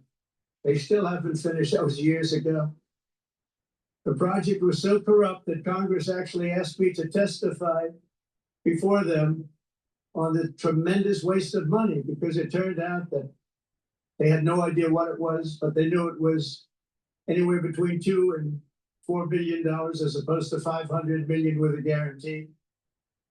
But they had no idea, and I said it cost much more than $5 billion. Unfortunately, many things in the United Nations are happening just like that, but on an even much bigger scale, much, much bigger. Very sad to see. Whether the UN can manage to play a productive role, I've come here today to offer the hand of American leadership and friendship to any nation in this assembly that is willing to join us in forging a safer, more prosperous world. And it's a world that we'll be much happier with. A dramatically better future is within our reach. But to get there, we must reject the failed approaches of the past and work together to confront some of the greatest threats in history. There is no more serious danger to our planet today than the most powerful and destructive weapons ever devised by man, of which the United States, as you know, has many. Just as I did in my first term, I've made containing these threats a top priority, starting with the nation of Iran. My position is very simple. The world's #1 sponsor of terror can never be allowed to possess the most dangerous weapon. That's why shortly after taking office, I sent the so-called Supreme Leader a letter making a generous offer. I extended a pledge of full cooperation in exchange for a suspension of Iran's nuclear program. The regime's answer was to continue their constant threats to their neighbors and U.S. interests throughout the region, and some great countries that are right nearby. Today, many of Iran's former military commanders, in fact, I can say almost all of them, are no longer with us. They're dead. And 3 months ago, in Operation Midnight Hammer, 7 American B-2 bombers dropped the 14 30,000-pound each bombs on Iran's key nuclear facility, totally obliterating everything. No other country on earth could have done what we did. No other country has the equipment to do what we did. We have the greatest weapons on earth. We hate to use them. But we did something that for 22 years people wanted to do. With Iran's nuclear enrichment capacity demolished, I immediately brokered an end to the 12-day war, as it's called, between Israel and Iran, with both sides agreeing to fight no longer. As everyone knows, I have also been deeply engaged in seeking a ceasefire in Gaza. Have to get that done. Have to get it done. Unfortunately, Hamas has repeatedly rejected reasonable offers to make peace. We can't forget October 7th, can we? Now, as if to encourage continued conflict, some of this body is seeking to unilaterally recognize a Palestinian state. The rewards would be too great for Hamas terrorists for their atrocities. This would be a reward for these horrible atrocities, including October 7th, even while they refuse to release the hostages or accept a ceasefire. Instead of giving to Hamas and giving so much, because they've taken so much, they have taken so much. This could have been solved so long ago. But instead of giving in to Hamas's ransom demands, those who want peace should be united with one message: release the hostages now. Just release the hostages now.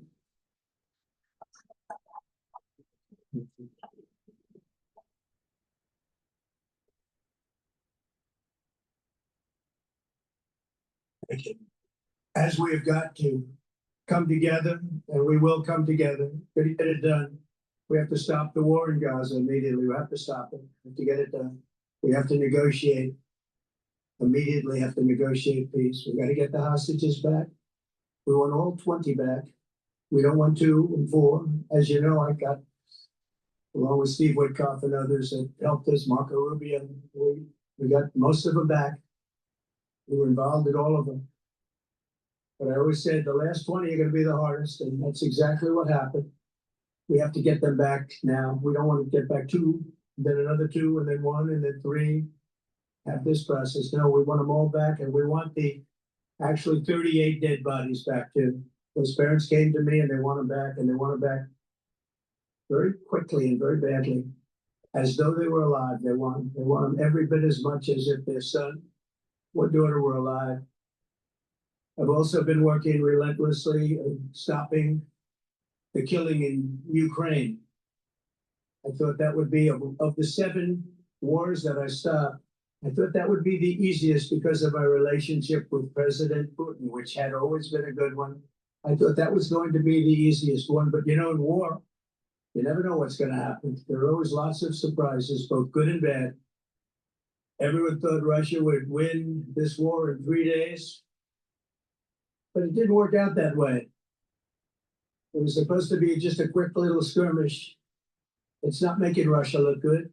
It's making them look bad. No matter what happens from here on out, this was something that should have taken a matter of days, certainly less than a week. And they've been fighting for 3.5 years and killing anywhere from 5,000 to 7,000 young soldiers, mostly soldiers, on both sides, every single week, from 5,000 to 7,000 dead young people, and some in cities, much smaller numbers, where rockets are shot, where drones are dropped. This war would never have started if I were president. This was a war that should have never happened. It shows you what leadership is, what bad leadership can do to a country. Look what happened to the United States, and look where we are right now in just a short period of time. The only question now is how many more lives will be needlessly lost on both sides. China and India are the primary funders of the ongoing war by continuing to purchase Russian oil. But inexcusably, even NATO countries have not cut off much Russian energy and Russian energy products, which, as you know, I found out about 2 weeks ago, and I wasn't happy. Think of it. They're funding the war against themselves. Who the hell ever heard of that one? In the event that Russia is not ready to make a deal to end the war, then the United States is fully prepared to impose a very strong round of powerful tariffs, which would stop the bloodshed, I believe, very quickly. But for those tariffs to be effective, European nations, all of you are gathered here right now, would have to join us in adopting the exact same measures. I mean, you're much closer to this. We have an ocean in between. You're right there. And Europe has to step it up. They can't be doing what they're doing. They're buying oil and gas from Russia while they're fighting Russia. It's embarrassing to them. And it was very embarrassing to them when I found out about it, I can tell you that. They have to immediately cease all energy purchases from Russia. Otherwise, we're all wasting a lot of time. So I'm ready to discuss this. We're going to discuss it today with the European nations, all gathered here. Sure, they're thrilled to hear me speak about it, but that's the way it is. I like to speak my mind and speak the truth. As we seek to reduce the threat of dangerous weapons today, I'm also calling on every nation to join us in ending the development of biological weapons once and for all. And biological is terrible, and nuclear is even beyond, and we include nuclear in that. We want to have a cessation of the development of nuclear weapons. We know, and I get to view it all the time. Sir, would you like to see? And I look at weapons that are so powerful that we just can't ever use them. If we ever use them, the world literally might come to an end. There would be no United Nations to be talking about. There would be no nothing. Just a few years ago, reckless experiments overseas gave us a devastating global pandemic. Yet despite that worldwide catastrophe, many countries are continuing extremely risky research into bioweapons and man-made pathogens. This is unbelievably dangerous. To prevent potential disasters, I'm announcing today that my administration will lead an international effort to enforce biological weapons convention, which is going to be meeting with the top leaders of the world by pioneering an AI verification system that everyone can trust.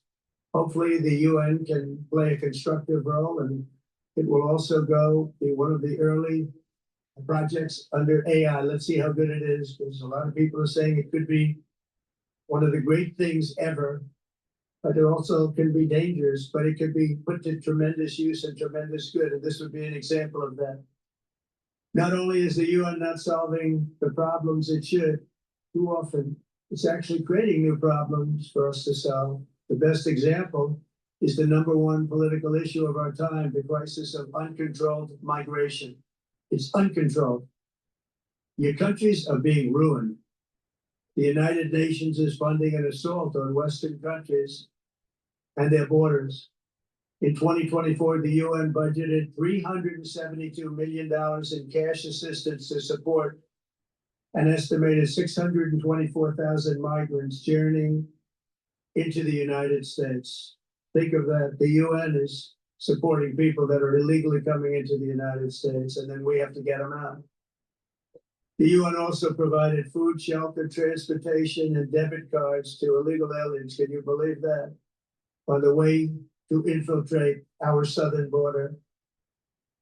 Millions of people came through that southern border. Just a year ago, millions and millions of people were pouring in, 25 million altogether over the 4 years of the incompetent Biden administration. And now we have it stopped, totally stopped. In fact, they're not even coming anymore because they know they can't get through. But what took place is totally unacceptable. The UN is supposed to stop invasions, not create them and not finance them. In the United States, we reject the idea that mass numbers of people from foreign lands could be permitted to travel halfway around the world, trample our borders, violate our sovereignty, cause unmitigated crime, and deplete our social safety net. We have reasserted that America belongs to the American people, and I encourage all countries to take their own stand in defense of their citizens as well. You have to do that because I see it. I'm not mentioning names, I see it, and I can call every single one of them out. You're destroying your countries, they're being destroyed. Europe is in serious trouble. They've been invaded by a force of illegal aliens like nobody's ever seen before. Illegal aliens are pouring into Europe. Nobody is ever, and nobody's doing anything to change it, to get them out. It's not sustainable. And because they choose to be politically correct, they're doing just absolutely nothing about it. And I have to say, I look at London where you have a terrible mayor, terrible mayor. And it's been so changed. Now they want to go to Sharia law. But you're in a different country. You can't do that. Both the immigration and their suicidal energy ideas will be the death of Western Europe if something is not done immediately. This cannot be sustained.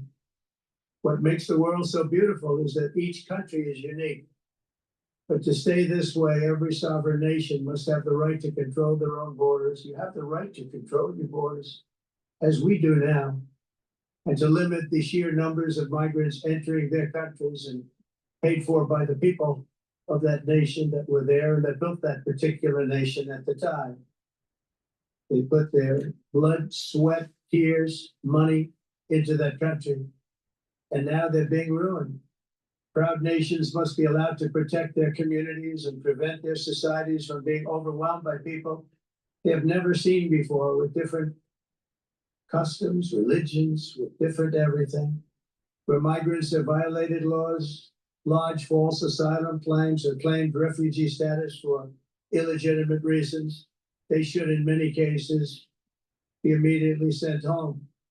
And while we will always have a big heart for places and people that are struggling and truly compassionate, answers will be given.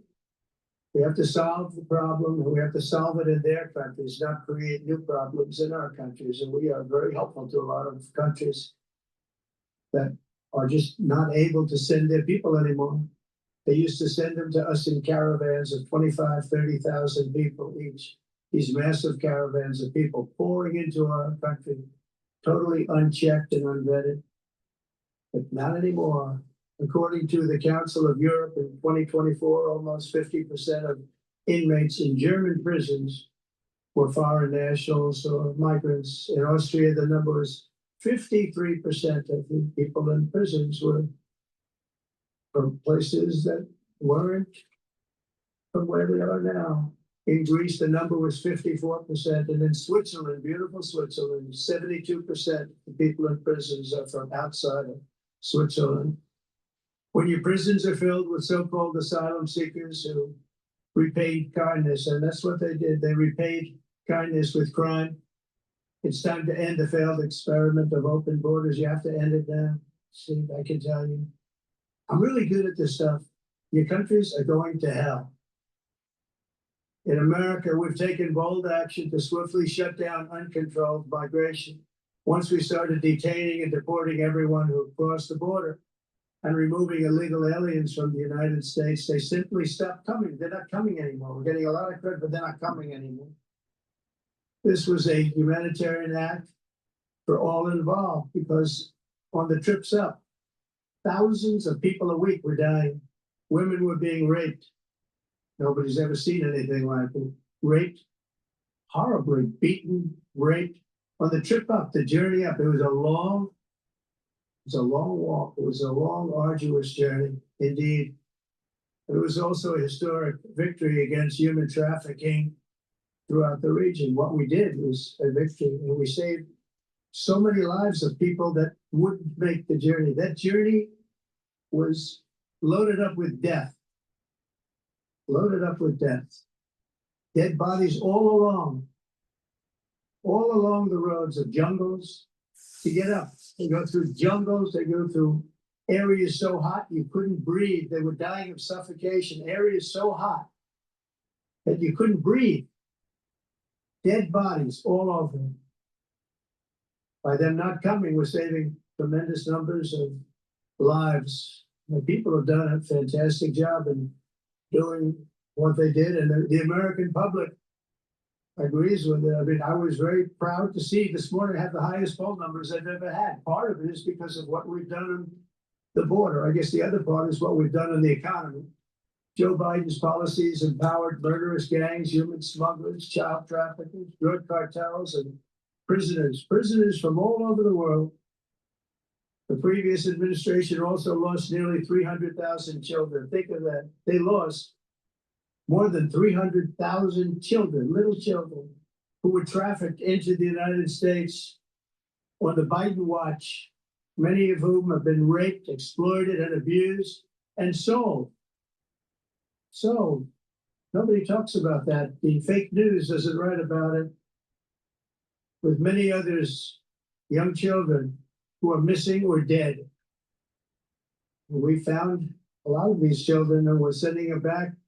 And we've been sending them back to their parents. They said, nobody knows who they are. They said, where do you come from? And they'll give us a country and we'll find out and we'll figure it out and we'll bring them back to their homes. And the mother and father rush to the door and their tears in their eyes. They can't believe that they're seeing their son or daughter, their little son or daughter again. We've done almost 30,000 of them so far. Any system that results in the mass trafficking of children is inherently evil. Yet that is exactly what the globalist migration agenda has done, and it's what it's all about. In America, those days, as you know, are over. The Trump administration is working, and we are continuing to work to track down the villains that are causing this problem. And also, as I said, to get back the 30,000 we've already returned. Now I think we're going to have another. We're going to find a lot. We're not going to find all of them. 300, more than 300,000. They're lost or they're dead. They're lost or they're dead because of the animals that did this. To protect our citizens, I've also designated multiple savage drug cartels as far as you see this and you see it happening right before your eyes. Let's put it this way, people don't like taking big loads of drugs in boats anymore. There aren't too many boats that are traveling on the seas by Venezuela. They tend not to want to travel very quickly anymore. And we've virtually stopped drugs coming into our country by sea. We call them the water drugs. They kill hundreds of thousands of people. I've also designated multiple savage drug cartels as far as foreign terrorist organizations, along with two bloodthirsty transnational gangs, probably the worst gangs anywhere in the world, MS-13 and Tren de Aragua. Tren de Aragua is from Venezuela, by the way. Such organizations torture, maim, mutilate, and murder with impunity. They're the enemies of all humanity. For this reason, we've recently begun using the supreme power of the United States military to destroy Venezuela terrorists and trafficking networks led by Nicolas Maduro. To every terrorist thug smuggling poisonous drugs into the United States of America, please be warned that we will blow you out of existence. That's what we're doing. We have no choice. Can't let it happen. They're destroying. I believe we lost 300,000 people last year to drugs, 300,000. Fentanyl and other drugs. Each boat that we sink carries drugs that would kill more than 25,000 Americans. We will not let that happen. Energy is another area where the United States is now thriving like never before.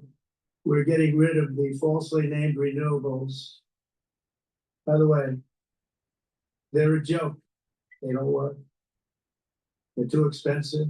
They're not strong enough to fire up the plants that you need to make your country great. The wind doesn't blow. Those big windmills are so pathetic and so bad, so expensive to operate. And they have to be rebuilt all the time. And they start to rust and rot. most expensive energy ever conceived, and it's actually energy. You're supposed to make money with energy, not lose money. You lose money, the governments have to subsidize. You can't put them out without massive subsidies. And most of them are built in China, and I give China a lot of credit. They build them, but they very few wind farms. So why is it that they build them and they send them all over the world, but they barely use them? You know what they use? Coal, they use gas, they use almost anything, but they don't like wind. But they sure as hell like selling the windmills. Europe, on the other hand, has a long way to go, with many countries being on the brink of destruction because of the green energy agenda. And I give a lot of credit to Germany. Germany was being led down a very sick path, both on immigration, by the way, and on energy. They were going green and they were going bankrupt. And the new leadership came in and they went back to where they were, with fossil fuel and with nuclear, which is good. It's now safe. You can do it properly.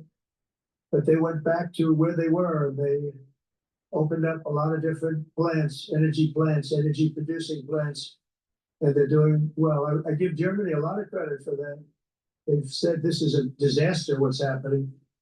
They were going all green. All green is all bankrupt. That's what it represents. And it's not politically correct. I'll be very badly criticized for saying it, but I'm here to tell the truth. I don't care. It doesn't matter to me. I'm in New York City. I'm feeling a lot safer. Crime, we're getting crime down. And by the way, speaking of crime, Washington, D.C. Washington, D.C. was the crime capital of America. Now it's a totally, after 12 days, it's a totally safe city. Everyone's going out to dinner. They're going out to restaurants. Your wife can walk down the middle of the street with or without you. Nothing's going to happen. My people have done a fantastic job. And yes, I called in the National Guard, and the National Guard took care of business, and they weren't politically correct, but they took care of business. We got 1,700 career criminals out, brought them back to where they came from, the countries where they came from, or put them in jails. Washington, D.C. is now a totally safe city again, and I welcome you to come. In fact, we'll have dinner together at a local restaurant, and we'll be able to walk. We don't have to go by an armor-plated vehicle. We'll walk right over there from the White House. They've given up their powerful edge, a lot of the countries that we're talking about in oil and gas, such as essentially closing the great North Sea oil. Oh, the North Sea, I know it so well. Aberdeen was the oil capital of Europe, and there's tremendous oil that hasn't been found in the North Sea. Tremendous oil. And I was with the Prime Minister I respect and like a lot, and I said, you're sitting with the greatest asset. They essentially closed it by making it so highly taxed that no developer, no oil company can go there. They have tremendous oil left, and more importantly, they have tremendous oil that hasn't even been found yet. And what a tremendous asset for the United Kingdom. And I hope the Prime Minister is listening, because I told it to him 3 days in a row. That's all he heard. North Sea oil, North Sea, because I want to see them do well. I want to stop seeing them ruining that beautiful Scottish and English countryside with windmills and massive solar panels that go 7 miles by 7 miles, taking away farmland. But we're not letting this happen in America. In 1982, the executive director of the United Nations Environmental Program predicted that by the year 2000, climate change would cause a global catastrophe. He said that it will be irreversible, as any nuclear holocaust would be. This is what they said at the United Nations. What happened? Here we are. Another UN official stated in 1989 that within a decade, entire nations could be wiped off the map by global warming. Not happening. You know, it used to be global cooling. If you look back years ago in the 1920s and the 1930s, they said, global cooling will kill the world.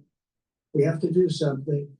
Then they said global warming will kill the world, but then it started getting cooler. So now they could just call it climate change, because that way they can't miss. It's climate change. Because if it goes higher or lower, whatever the hell happens, this climate change. It's the greatest con job ever perpetrated on the world, in my opinion. Climate change, no matter what happens, you're involved in that. No more global warming, no more global cooling. All of these predictions made by the United Nations and many others, often for bad reasons, were wrong.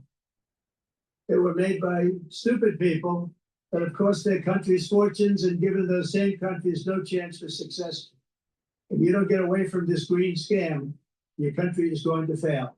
And I'm really good at predicting things, you know? Like I actually said during the campaign, they had a hat, the best-selling hat. Trump was right about everything. And I don't say that in a braggadocious way, but it's true. I've been right about everything. And I'm telling you that if you don't get away from the green energy scam, your country is going to fail. And if you don't stop people that you've never seen before, that you have nothing in common with, your country is going to fail. I'm the president of the United States, but I worry about Europe. I love Europe. I love the people of Europe. And I hate to see it being devastated by energy and immigration. This double-tailed monster destroys everything in its wake, and they cannot let that happen any longer. You're doing it because you want to be nice. You want to be politically correct, and you're destroying your heritage. They must take control strongly and immediately of the unmitigated immigration disaster and the fake energy catastrophe before it's too late. The carbon footprint is a hoax made up by people with evil intentions, and they're heading down a path of total destruction. You know, the carbon footprint was a big, big thing a few years ago. I remember hearing about the carbon footprint, and then President Obama would get into Air Force One, a massive Boeing 747, and not a new one, an old one with old engines that spew everything into the atmosphere. He talked about the carbon footprint, we must do something. Then he'd get in and he'd fly from Washington to Hawaii to play a round of golf. And then he'd get back onto that big, beautiful plane and he'd fly back and he'd talk about, again, global warming and the carbon footprint. It's a con job. At extreme cost and expense, Europe reduced its own carbon footprint by 37%. Think of that. Congratulations, Europe. Great job. Cost yourself a lot of jobs, a lot of factories closed, but you reduced the carbon footprint by 37%. However, for all of that sacrifice and much more, it's been totally wiped out and then some by a global increase of 54%. Much of it coming from China and other countries that are thriving around China, which now produces more CO2 than all the other developed nations in the world. So all of these countries are working so hard on the carbon footprint, which is nonsense, by the way. It's nonsense. You know, it's interesting. In the United States, we have still radicalized environmentalists. And they want the factories to stop. Everything should stop. No more cows. We don't want cows anymore. I guess they want to kill all the cows. They want to do things that are just unbelievable. And you have it too. But you know, we have a border, strong, and we have a shape. And that shape doesn't just go straight up. That shape is amorphous when it comes to the atmosphere. And if we had the most clean air, and I think we do, we have very clean air. We have the cleanest air we've had in many, many years. But the problem is that other countries, like China, which has air that's a little bit rough, it blows. And no matter what you're doing down here, the air up here tends to get very dirty because it comes in from other countries where their air isn't so clean. And the environmentalists refuse to acknowledge that. Same thing with garbage. In Asia, they dump much of their garbage right into the ocean. And over about a 1 week and 2 week journey, it flows right past Los Angeles. You've seen it. Massive amounts of garbage, almost too much to do anything about. Flowing past Los Angeles, past San Francisco. And then somebody will get in trouble because he dropped a cigarette on the beach. The whole thing is crazy. The primary effect of these brutal green energy policies is not been to help the environment, but to redistribute manufacturing and industrial activity from developed countries that follow the insane rules that are put down to polluting countries that break the rules and are making a fortune. They're making a fortune. European electricity bills are now 4 to 5 times more expensive than those in China, and 2 to 3 times higher than the United States. And our bills are coming way down. You probably see that our gasoline prices are way down. You know, we have an expression, drill. Nós reduzimos os custos de energia porque nós faremos como a expressão, vamos fazer tudo isso, reduzir os custos de energia e os custos diminuíram nos Estados Unidos. That's annually, it's a lot. Europe loses more than 175,000 people to heat deaths each year. Because the costs are so expensive, you can't turn on an air conditioner. What is that all about? That's not Europe. That's not the Europe that I love and know. All in the name of pretending to stop the global warming hoax. The entire globalist concept of asking successful industrialized nations to inflict pain on themselves and radically disrupt their entire societies must be rejected completely and totally, and it must be immediate. That's why in America I withdrew from the fake Paris Climate Accord, where, by the way, America was paying so much more than every country. Others weren't paying. China didn't have to pay until 2030. Russia was given an old standard that was easy to meet, 1990 standard. But for the United States, we're supposed to pay like $1 trillion. And I said, this is another scam. The fact is, the United States has been taken advantage of by the world for many, many years, but not any longer, as you probably noticed. I unleashed massive energy production and signed historic executive orders to hunt for oil, but we don't have to do much hunting because we have the most oil of any nation anywhere, oil and gas in the world. And if you add coal, we have the most of any nation in the world. Clean, I call it clean, beautiful coal. You can do things today with coal that you couldn't have done 10 years ago, 15 years. So I have a little standing order in the White House. Never use the word coal, only use the words clean, beautiful coal. Sounds much better, doesn't it? But we stand ready to provide any country with abundant, affordable energy supplies if you need them, when most of you do. We're proudly exporting energy all over the world. We're now the largest exporter. In the United States, we want trade and robust commerce with all nations, everybody. We want to help nations. We're going to help nations. But it must also be fair and reciprocal. The challenge with trade is much the same with climate. The countries that followed the rules, all their factories have been plundered. It's really sad to watch. They've been broken. They've been broken by countries that broke the rules. That's why the United States is now applying tariffs to other countries, and much as these tariffs were for many years applied to us, uncontrollably applied to us. We've used tariffs as a defense mechanism under the Trump administration, including my first term, where hundreds of billions of dollars in tariffs were taken in. And by the way, we had the lowest inflation, and now we have very low inflation. The only thing different is that we have hundreds of billions of dollars flowing into our country. But this is how we will ensure that the system works for everyone and is sustainable into the future. We're also using tariffs to defend our sovereignty and security throughout the world, including against nations that have taken advantage of former U.S. administrations for decades, including the most corrupt, incompetent administration in history, the sleepy Joe Biden administration.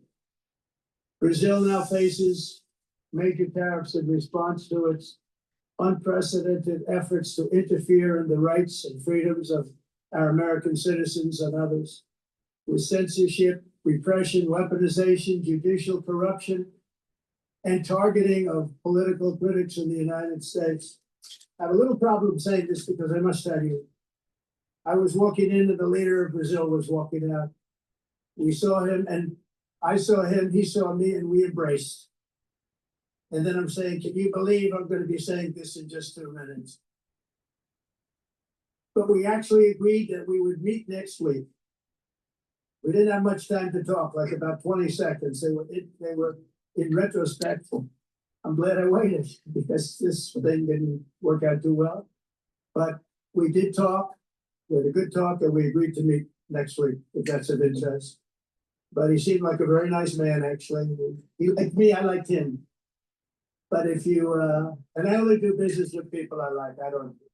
When I don't like them, I don't like them. But we had, at least for about 39 seconds, we had excellent chemistry. It's a good sign. But also in the past, Brazil, can you believe this, unfairly tariffed our nation, but now because of our tariffs, we are hitting them back, and we're hitting them back very hard. As president, I will always defend our national sovereignty and the rights of American citizens. So I'm very sorry to say this, that Brazil is doing poorly and will continue to do poorly. They can only do well when they're working with us. Without us, they will fail, just as others have failed. So next year, the United States will celebrate the 250th anniversary of our glorious independence, a testament to enduring power and American freedom and spirit.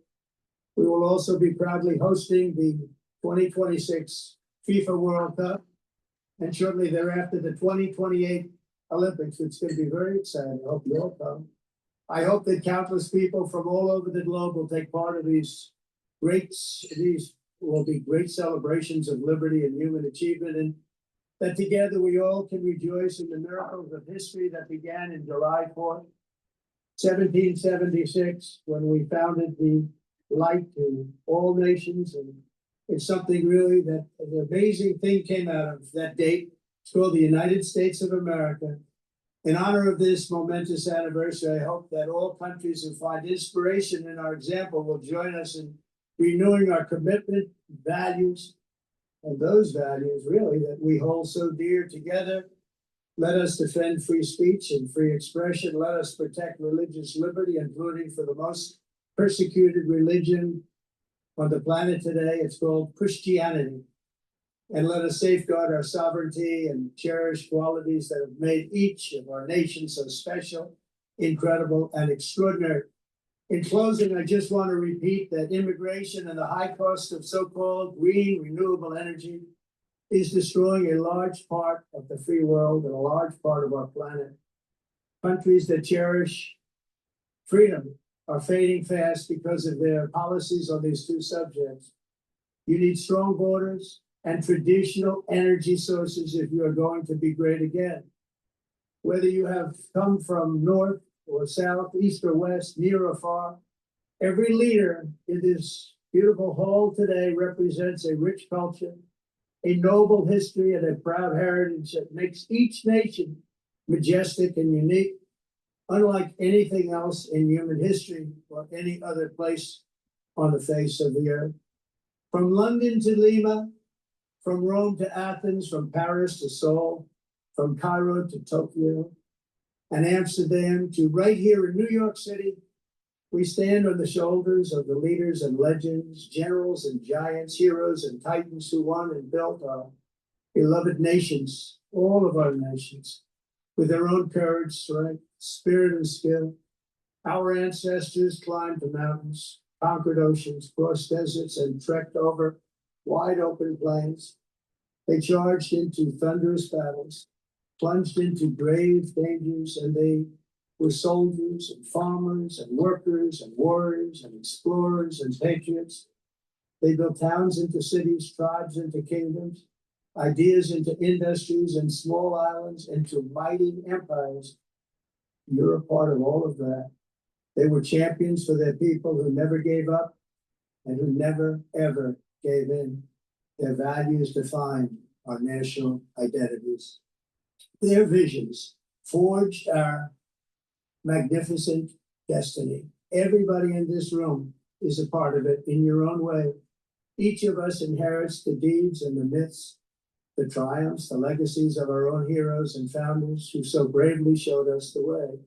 Our ancestors gave everything for homelands that they defended with pride, with sweat, with blood, with life, and with death.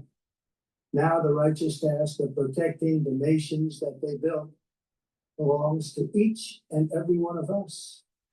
So together, let us uphold our sacred duty to our people and to our citizens. Let us protect their borders, ensure their safety, preserve their cultures, treasure, and traditions, and fight for their precious dreams and their cherished freedoms. And in friendship and really a beautiful vision, let us all work together to build a bright, beautiful planet, a planet that we all share, a planet of peace and a world that is richer, better, and more beautiful than ever before. That can happen. It will happen. It will happen, and I hope it can happen and start right now, right at this moment. We'll turn it around. We'll make our countries better, safer, more beautiful. We're going to take care of our people. Thank you very much. It's been an honor. God bless the nations of the world. Thank you very much. Bye. Speaking from the United Nations, today about a 55-minute speech. Yeah. Selling the United States or United Nations for offering nothing but both empty words and grievance-laden speech. And also for a bad escalator and a broken teleprompter, which prompted some chuckles at the beginning of his address. Exactly right. All right, let's bring in Miles Miller. He is Bloomberg News senior reporter. Miles, kind of when President Trump goes off script, he tends to be kind of litany of grievances that he has against the United Nations and other members of the United Nations. So what was your takeaway from the speech? Yeah, I mean, going back to a 20-year-old grievance about his bid to renovate the United Nations is just one of the many things he obviously talked about in this speech. But it's a lot of what we spoke about yesterday, right? Accusing the UN of funding illegal migration and assaulting Western borders, and then dismissing the body's role in global diplomacy, saying that it really only issues strongly worded. Can he honestly be have an honest critique of what just happened? The UN has been totally inept. I live across the UN, so I know.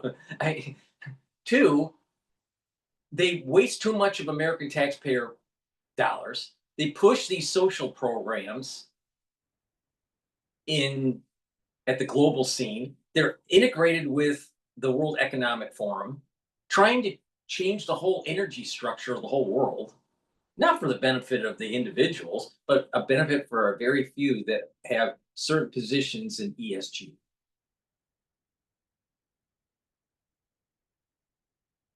The UN is inept. And then Trump says, hey, I could have built you a building for a lot cheaper and better quality. And they didn't want to take him up on it. Instead, we have an inept body called the UN in an inept building. It doesn't even work.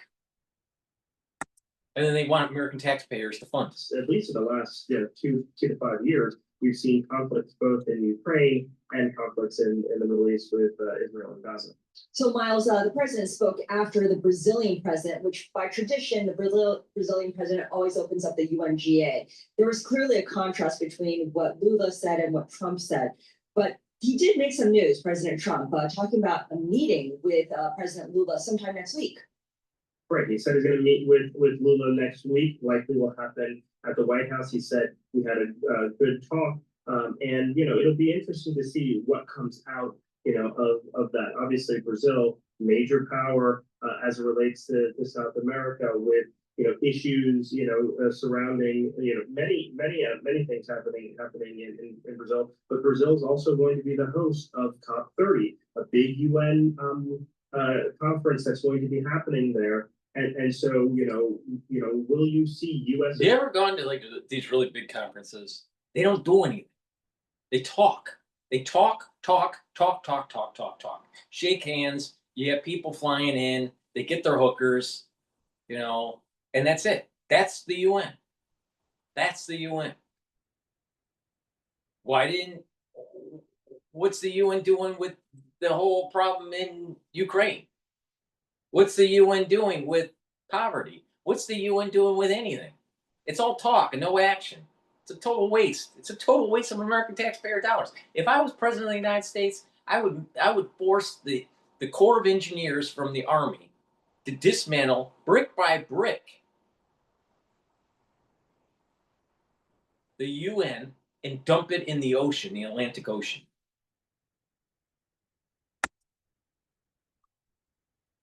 It seems like President Trump really does not want anything to do with the United Nations and some of its mandates and goals. Right, we have to see what the sort of the engagement will be at Mike Waltz now, as the UN ambassador. How will he engage with his partners on the world stage? Marco Rubio speaking, today, had his emissaries out in New York, of course, speaking about meetings that he's having. What my thought is going to be is that they'll have a cautious approach, right? The president has continued to distance the U.S. from multilateral institutions, whether it be UNESCO, whether it be the Human Rights Council, whether it be the WHO, and he's really rejected core UN priorities like climate change and asylum protection. So how is it that how do you square the need to work together to come to peace talks in the Middle East, perhaps, with the idea that the UN so for you to come together, you got to push a one world agenda. You have to stop your drill baby drill policies. You have to have unfettered immigration into your country. Is that how the UN works? UN is a complete waste of time. Might as well just abolish it. There is no reason for it. And I'm willing to bet that if you truly look at a meta-analysis of the UN throughout its whole history, that it's done more harm than good. Guidelines, because of course that's where a lot of the business does get done at this kind of gathering. What do we know, Miles, about who the president is likely to meet during his time here at the UN General Assembly, and what kinds of conversations he might likely have? Right, we know that the president is meeting with Arab leaders while he is in New York. We know that the president is expected to meet with folks, on the sidelines, in the General Assembly Hall as well. The meeting with Arab leaders is going to be very crucial, right? When you see, a strike, happening in Qatar, how do you, and Israel saying that they had no responsibility, how do you square that with the deals that are being made in the Middle East, right? So the president's going to have to sort of walk that tight line with having a great relationship with some of these Middle East partners, but then, the big U.S. partner being Israel, how do you walk that fine line? One thing that happened yesterday was that we learned from the State Department that the Iranian diplomats that are here in New York will be confined to basically the UN, and that's it. So they'll go to the UN meetings, they'll have their sideline meetings at hotels. They can't shop here, right? So there are sort of very specific restrictions that are being put on countries that are being announced by the State Department. All of that is in an effort to show, or from the White House and from the State Department, to show the U.S. is in charge when you come to the UN General Assembly. They are going to be controlling the message. And it'll be interesting to see what the readouts are from any of those meetings that the president's having. All right, Miles, thank you so much. We appreciate that. Miles Miller. And the reality of the situation is that the UN is a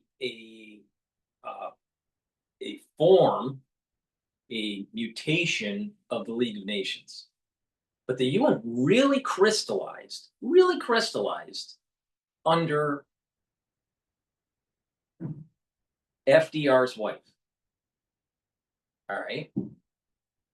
And I'll tell you, she was a socialist. The whole concept of the UN is a socialist endeavor. So when you're really talking about sovereignty and the life, liberty, and the pursuit of happiness and self-determination and individualism, that's not what the UN's about. It's one world government. It's one world government. Now, there's a lot of people out there that watch the channel and they may have an opinion about how secret societies work and all this, and they try to demonize the Freemasons and all this, but they don't really realize that it's really the Freemasons that are actually protecting the Constitution. It's really the Freemasons that started the country. But stupid truthers don't understand that. And so they try to connect the dots that don't connect, and they try to be like some sort of David Icke kind of type person. And they don't really realize what the fuck they're talking about. The reality of the situation is if you boil down the ethos of America, it is individualism, not collectivism. What is the UN about? It's about collectivism. It was supposed to be designed that if there's some international conflict that it could be resolved, but it's designed in such a way that all it does is it's just individuals arguing, and nothing comes to agreement. So why do you even have it? You might as well just have unilateralism or bilateralism instead of this uber assembly to try to have this multilateralism agreement. It doesn't work. It doesn't work because there's always the big dog in the room that has to make the decisions. Abolish it. It's a total waste of time and a total waste of money. So you do have, almost half the committee who thinks that it's one more cut or no more cuts this year. So even though the median dot is below that, and I think that Powell is part of that median group, the fact is that he would have to comment on both sides of that, right? To say, look, the economy's okay. I see, neutral at 3.25%. So therefore another, 75 basis points of cuts over the next 6 months would get us there. And that's why I think we need to get, work to get to neutral. Now, the argument is, where is neutral? We actually put out a note yesterday looking at the different flavors of neutral and how the Fed looks at where the neutral rate is. And if you take the Federal Reserve's neutral rate as 1% over the inflation rate, inflation PC deflator is 2.6%, 3.6% would be where a lot of members of the Fed would say the neutral rate is. And that's what Steve Myron pointed out yesterday. Was his view is that the neutral rate's far below that for a variety of reasons. Getting to neutral is certainly their goal now, which is why I think another 50 to 75 basis points is baked in the cards. Question is, during that period of time, as they cut slowly, does the economy fall out of bed? Does the employment situation deteriorate? Which means that they want to get easy and they wind up cutting a little bit more than that 75 basis points. That's basically almost a done deal in my view. All right, Ira, thank you so much. We appreciate that. Our Jersey chief U.S. interest rate strategist, Bloomberg Intelligence, safely ensconced down in Princeton, New Jersey, getting ready for that outstanding lunch that they served them. Oh, yeah? Fantastic. You miss it, don't you? I do. Well, we're not having any of that. We're not even going to leave the office today because Midtown Manhattan is just on lockdown. Yeah, it is. Yeah, But, it's a total. Whenever they have the UN assembly, it's a total. It totally shuts down Manhattan's infrastructure, being able to easily go up and down and across the island. Why? For a bunch of people from Africa and from Europe telling Americans what to do? What? Why? If it's so important, why does it have to be in the why does it have to be in New York? Why don't they just put it into some other state that's low density? And that way it's easier to protect, and it's easier for the flow of traffic. Why does it have to be in the UN? Oh, this is Rockefeller. This was donated land by Rockefeller. And then you have the stupid truthers that think it's the Freemasons that are the problem. What? Really? And then the stupid truthers so focused on the Charlie Kirk assassin. Who did it? Who cares? It doesn't matter.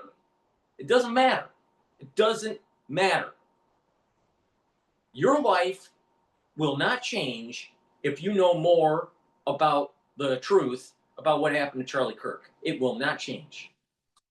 How the Federal Reserve changes its interest rates, that will affect your life. I guarantee you that. But what's going on with Charlie Kirk and who did it doesn't matter. It will not affect your life one iota. But what will happen is that people build channels and try to accrete followers and monetize on stuff you don't need to know.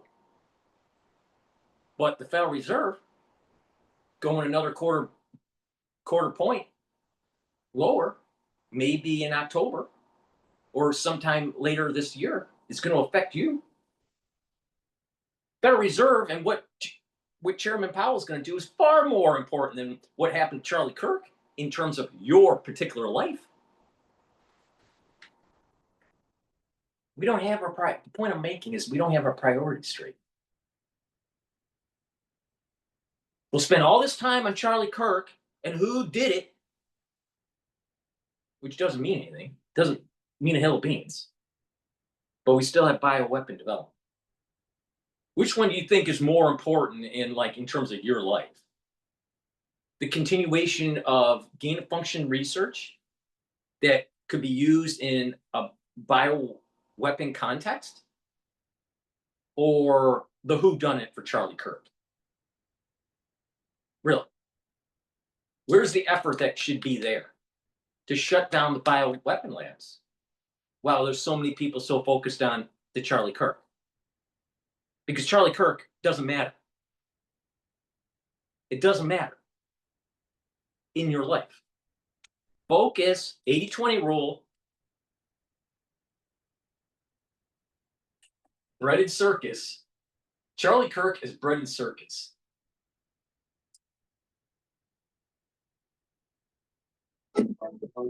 Stay in a state of connection.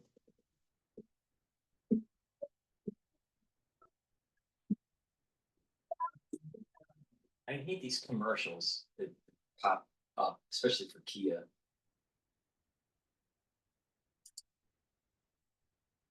David Cody, also former CEO at Honeywell and executive chairman at CompoSecure, which is why you're in the building. Good to have you. Yeah, thank you. Nice to be here. It's always fun. We rang the bell today for CompoSecure. We put our listing on the New York Stock Exchange. Marvelous business. It's one of those way underestimated value type businesses. We make metal credit cards, which sounds like a simple thing, like you just kind of punch them out. The reality of it is it's 8 layers. One of them's an antenna, fit and finish matter a lot. It's a difficult thing to do. So I've been entranced with the business from the beginning, and things have gone very well. So we launched it around $750 a year ago. We're over 20 now. It's also gone very well. And help viewers understand why the addressable market is what it is. It's a brand cachet is the way to think of it. So yeah, everybody wants to talk about, no, everything's going to be on your phone, technology and so on. But at the end of the day, people still like brands because it says something about themselves. And taking out a metal credit card combined with a really good program. And it's and like I said, why do women want a Louis Vuitton handbag? For $100, you can get something that looks just as good, does the job, you can throw it away and not worry about it. But Louis Vuitton matters. The same thing with metal credit cards. It even matters like when you drop it. I was gonna say the sound. Yes, exactly right. I mean, it's really funny to see what that does for people. And they all say, well, you're young, you're going to go to tech. And you say, no, actually, they're the ones most concerned about being able to say, I'm somebody. They're the one buying the vinyl records now. That's right. It's the same kind of a deal. Just take it out when you go through TS. Yeah, it's really kind of, so I'm quite entranced with the business. So we're growing very well, and you've seen the quarters, it's done very well. That's right. So we talk about you all the time through the Verted lens. And we did get this announcement from NVIDIA and OpenAI. Can you help viewers understand what the financing aspect means for the growth of the business? Whether or not does that harken back to things we saw in the 90s or not? No, I do think, I suppose you could say some of it is the same, but overall, here's the way I would look at it. And it's why I like Verted from the beginning in terms of an investment. We're only 40 years into the digital age. The industrial age lasted over 100 years. We're only at the beginning of everything that's going to transform digitally over the next 50, 60 years. So we're all entranced right now with AI. It's really just the next step. And when you start to think about how computation evolves and the doubling every 2 years, which everybody's been predicting would stop 10, 20 years ago, it keeps going because you guys get guys like Jensen Huang who come up with GPUs.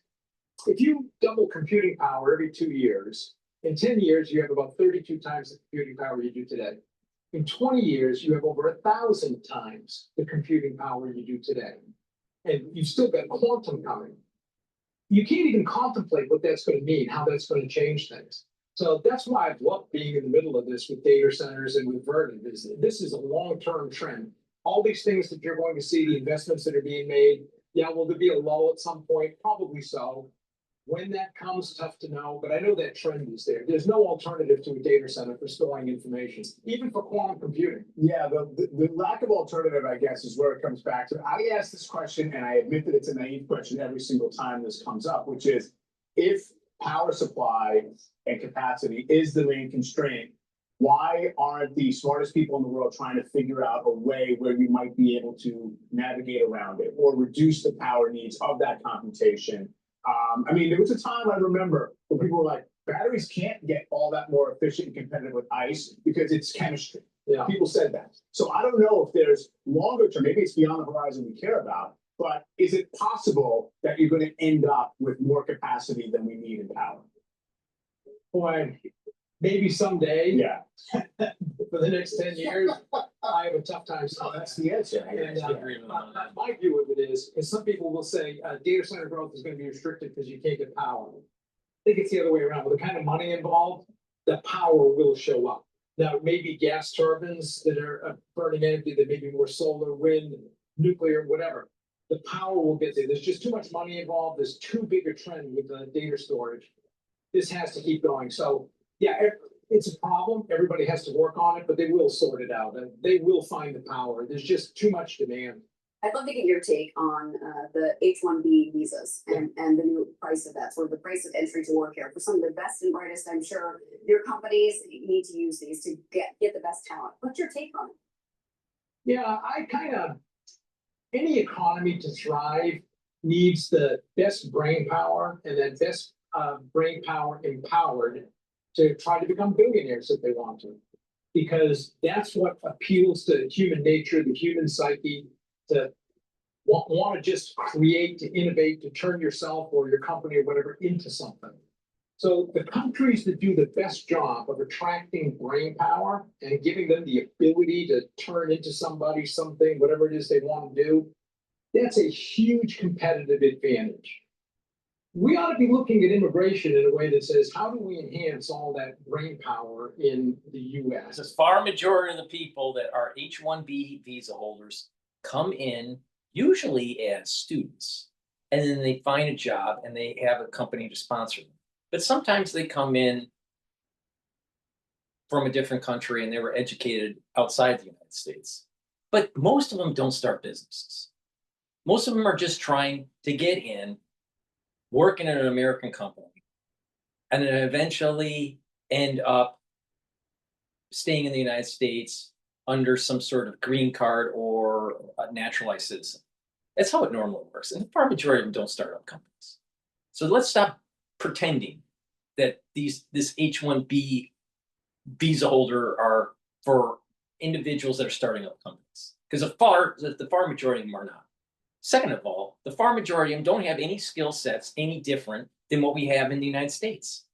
Now, there are some that maybe are very unique in terms of maybe graduate studies that are very specific to a certain industry that few people know, but the far majority aren't. So let's stop playing games here. What it is that H-1B visa holders, especially in engineering, allow for these companies to hire more people at a lower price versus hiring someone from the United States. It's that simple. If you look at economics as a zero-sum game, you want to be restricted. If you look at it and say, no, economics builds on itself, which is a lesson since Adam Smith that we keep learning, it seems, and every year a new group has to learn it, and maybe doesn't. But we ought to be trying to get as much brain power in the country as we can. So I'd like to see policies that facilitate brain power wherever it comes from in the world. Are you supposed to, charity starts at home? Remember that phrase? Charity starts at home. Make sure that the people that have skills in the United States, when they get out of their schooling, that there's jobs for them instead of it going to a foreigner. And until you make sure that that happens, you should not have an H-1B visa program for that industry. But that's not what they're doing. They're looking for the cheapo. And they know that if they lock in an H-1B visa holder, that they're probably going to be a longer term employee because they're sponsored. Versus the American that may decide to go to a competitor a year later or 2 years later. So is the H-1B visa holder a slave? Or really a skilled worker that's so needed? No, it's a slave program. No, it is a slave program. Let's stop pretending. Some show, here's who I am, here's what I can do, here's what I'm made of. Those are the folks we want. Hey, congratulations on accomplishing. Thanks for sitting down. Yeah, thanks, man. Wish Jimmy Davis were here, but we'll see you Thank next you. time. Nice to see you guys. Nice to see you. Okay, if there's one AI site builder you need to meet, this is dope tech. All right. Please go to my store, the-studio-reykjavik.com. Get the NAD Plus. This is a supplement that will boost up your NAD Plus levels. NAD Plus increases energy, helps to repair your DNA damage, and protects your neurons. Super important. And guess what? You're going to know a lot of people that are 40 years of age or older within the next 5 years have an early onset of dementia. Better start protecting your neurons. Ubiquinol, most bioavailable form of CoQ10. There is nothing better in terms of CoQ10 than this ubiquinol that's on my website, the-studio-reykjavik.com. Most people that take CoQ10, they're not taking ubiquinol. You're taking the wrong kind. Make sure you get ubiquinol. Please go to my store, get the ubiquinol. It's an antioxidant. It's going to soak up free radicals. It's going to help the health of your mitochondria. Your energy is going to go up, and it protects neurons. So Neurostack and to help to heal your DNA damage, take the ubiquinol and the NAD plus. NAD plus. All right? Very important. Clarity factor, another great Neurostack.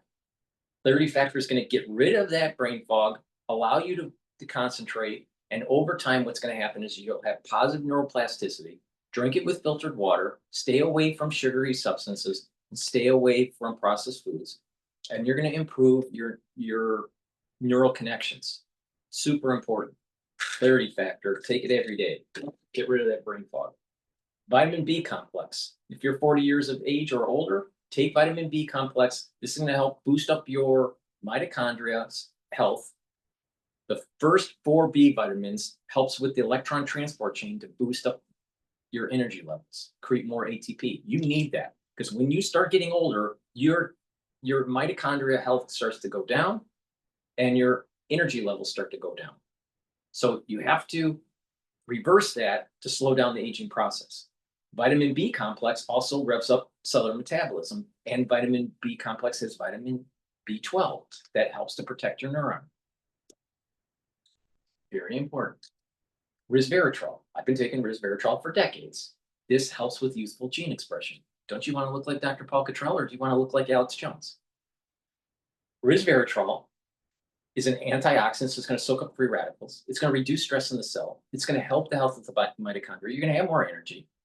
It gets rid of cells that need to go into apoptosis. How? Because resveratrol gets rid of senescent cells. And resveratrol helps with even your neurons. It's a great neural stack, all right? Because it's helping the mitochondria and it's helping with the youthful gene expression. For your basal layer, for your skin, it helps to improve the stem cells that are in the basal layer that produce the new skin cells. Ever wonder why resveratrol is an important supplement for anti-aging? Oh, I just told you why. Please go to my store, the-studio-reykjavik.com. Take resveratrol. It stacks well with C60, NAD+, ubiquinol, clarity factor. Go to my store, use discount 5, you get $5 off any order. You spend $100 or more, you get a free gift until supplies last.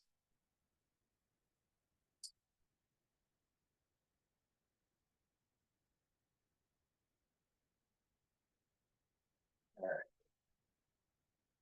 Let's listen into Fox Business.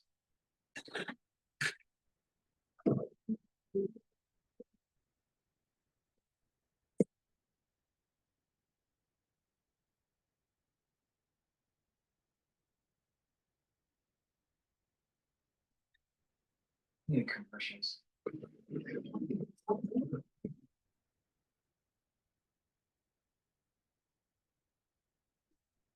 Meanwhile, even prominent Democrats are reportedly befuddled by Harris's new book detailing her whirlwind presidential campaign.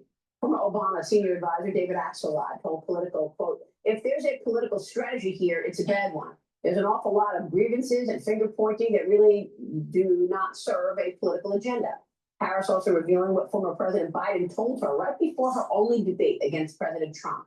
The New York Post reporting, quote, "Biden went on to talk about his past debate performances, leaving Harris confused, angry, and disappointed," she writes. She was upset that her boss had called before a critical moment in her political career and made it, quote, "all about himself." Gregory, your reaction?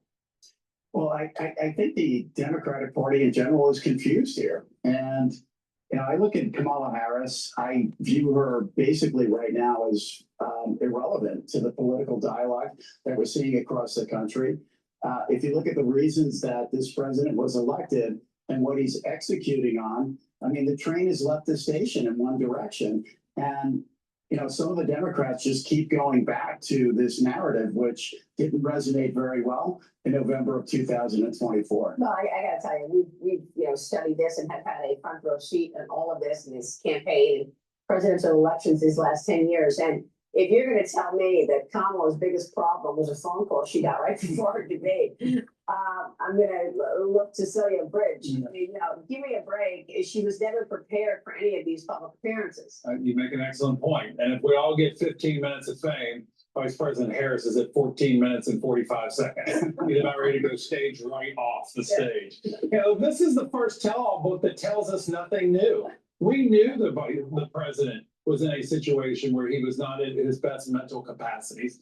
So none of this is particularly new or insightful information about the administration. And quite frankly, the fact that she knew it and did nothing because it was to her political gain to do nothing makes it even worse. Well, that's a good point. And that is really how I feel as well. I mean, for all of those years, you told us your boss was fine. Yeah. Everything's fine. I just saw President Biden. He's really strong, this and that, all lies so that it could serve her political her political moment. But now they're all running for cover. I mean, former First Lady Jill Biden's ex-spokesperson coming down on the Biden White House as well. This is Michael LaRosa told the New York Post, quote, "Mean girls ruled a White House cult that once shielded the former First Lady and her husband, griping that a Biden bubble was full of bullies," David.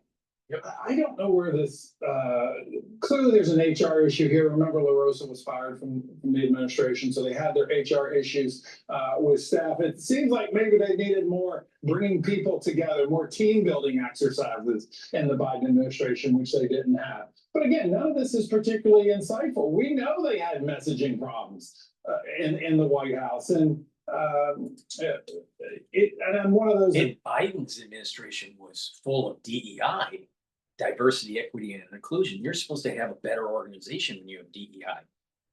But it seems like it didn't work. I wonder why. Because DEI doesn't work. When you work for your boss, you should stay loyal to your boss. Yeah, or quit. Or quit. Yeah, or look, I can't be this. I can't toe the line. I can't toe the line. Yeah, there are certainly HR issues here for sure. But, you know, you would think in general, when you analyze this, you would think the Democratic Party would want to move in a different direction, but they keep doubling down. And she's out on her book tour. She's trying to sell books because she's a sack of shit. Just another Democrat that's a sack of shit.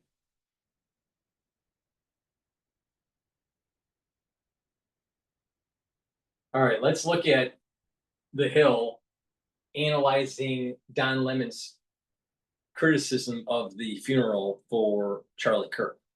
But again, The whodunit doesn't matter. It really doesn't matter. All right.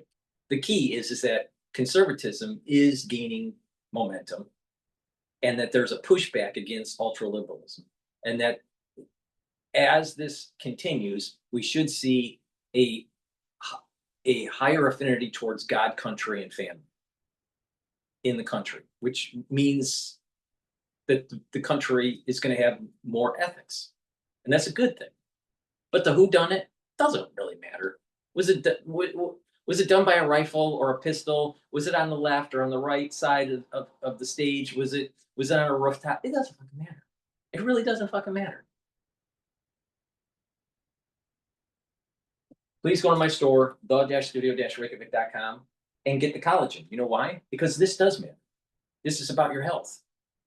By doing weight training, resistance training, and using the collagen, you're going to help with your musculature and your bone density. Super important. Also, your joint health and your cartilage. Taking collagen is going to help with your skin, your nails, and your hair. So it's dual purpose. This is a month's supply, very high quality collagen. Take it every day. Let's listen to Don Lemon.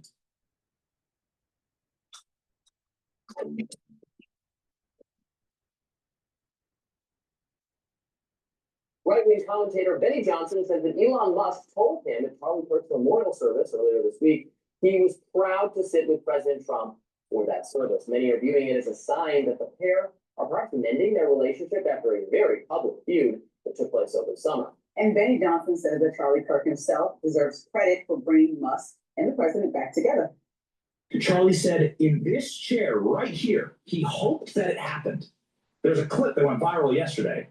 Charlie saying, I pray that Elon Musk and Donald Trump reconcile. And they did so at Charlie's funeral in Charlie's memory.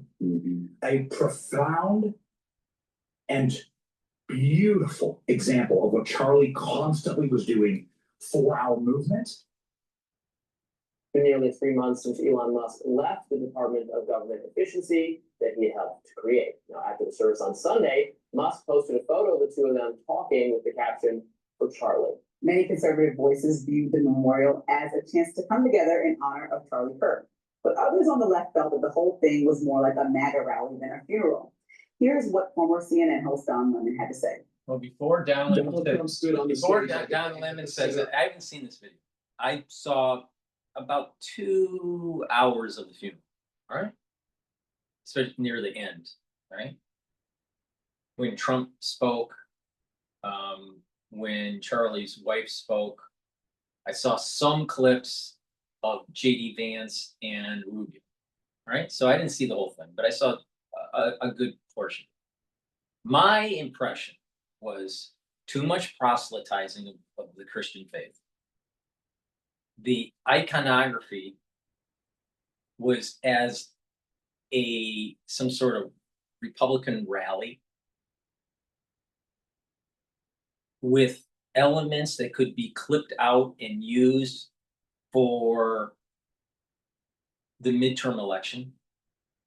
So this was kind of like a dry run for the term election and a Republican platform. A positive aspect to it is that it did show that it's important to have this God, country, and family ethos, which I think is very positive.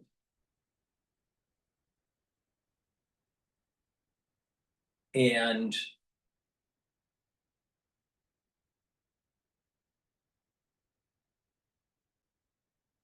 it did have this kind of weird dichotomy of you're celebrating the life of an individual and the mourning of the death of the individual, and the rising up of positivism for a better future for the country, especially in the rubric of republicanism. That's the take I got from it. All right. I think the proselytizing aspect of it, I think, should have been a little toned down, because you got to remember, our First Amendment, the freedom of religion, but it's also freedom from religion. And this is where individuals that proselytize, you have to wonder, this country used to be a very God-fearing country, and I think it still is, but it used to be a practicing God-fearing country. It's no longer a practicing God-fearing country. All right? There's still seeds of it in the society, but it's no longer as practicing of their different religions, respective religions, as it was 50 years ago or 100 years ago. Now, why is that? Why is that? And I'm willing to bet that a big part of it was the proselytizing of a religion. When it's more of a personal journey, more of a personal affinity towards the divine, no matter what the religion is, it will stick more than when it is proselytized. And I think that event was a little bit too much on the proselytizing of the religion. Remember, our freedom of religion also implicitly states freedom from.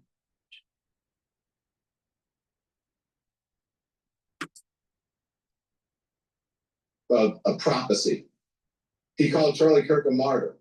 Other politicians promised to carry out his mission. The crowd cheered as if the passing of the man had lit some sort of sacred fire. I think to me, this was not mourning. This was a mobilization. Well, no, I think that the death of Charlie is an inflection point, but it was already in motion, where conservatism was starting to gain hold and ultra-liberalism was starting to lose. And this pendulum started around 2023, where the ultra-libs uncloaked and they became, belligerent and start taking over the campuses and the cities, pushing certain types of agenda. All right. But as that pendulum, if you look at a pendulum, how it swings, if you have this pendulum where it's conservatism and ultra liberalism, and that pendulum was at ultra liberalism at its apex, right? And it starts to move, right? The velocity of at any given time frame of that pendulum, as it's getting closer and closer to the center, it's gaining speed. So Charlie Kirk's incident is just an inflection point of this speed change within as the pendulum is moving towards center. All right, but there is an acceleration.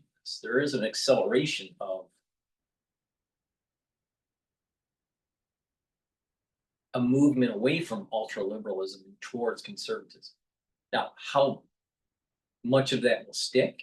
I suspect that most of the people that said that they found Jesus and blah, blah, blah through Charlie Cook's death, 3 to 4 months they'll stop being religious. And the far majority. And then, another half will probably drop off after 2 or 3 years. So I think it's going to be short-lived. It's the same thing with the patriotism right after 9/11. There was huge patriotism for 9/11. About 2.5 months later, people were at each other's throats, especially politically. So the whole come together after 9/11 only lasted for about 2.5 months. The same thing's going to happen with this, because that's the way people are. People are hardwired.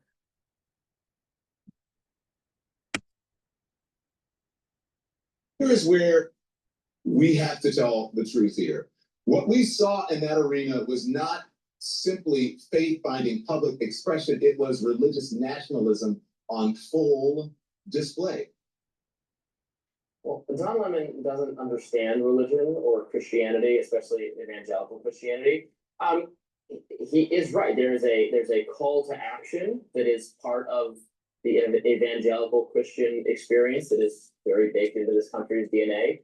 Now it's not my background. I come from a Catholic background, so I don't know what you're Catholic. Oh, you had a Catholic background as well. So maybe you felt the same way I did, where I think it was moving in many ways. I think Erica Trump was very moving. It felt unusual to me because I've never participated in large evangelical things where you pack a stadium and there's, cheering and it has a rally type nature. The Catholic funeral type things there's loud organ music playing, everybody's in veils, there's flowers. It's a totally different cultural experience. I'm not saying there's anything wrong with it. I'm saying it's just different from what I'm used to. And that's fine. There's millions of people in the country who are like that. And I think people of all faiths should be able to appreciate it. Robbie's right. There is differences within different faiths during a funeral. All right. But this had a political aspect to it too. There was a political aspect. So, and is it right or wrong? Well, it's not right or wrong, but my personal take on it is that I think it was too proselytizing. Because you got to remember, the Constitution is more important than Charlie Kirk.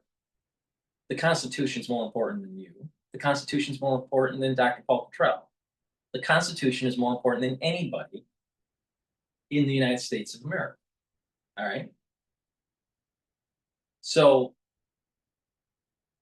proselytizing for one's religion, saying it to try to supersede the actual freedom from religion, right, is a big no-no, especially at the national stage, because now you're blending that whole church and state, which is against the Constitution. So I just think that they could have toned it down on the evangelical stuff. Recognize and mourn Charlie. He was not a Catholic, but a Christian, evangelical, some kind of evangelical Christian figure. So it was appropriate to his circumstance. Moving on or backward to Elon and Trump.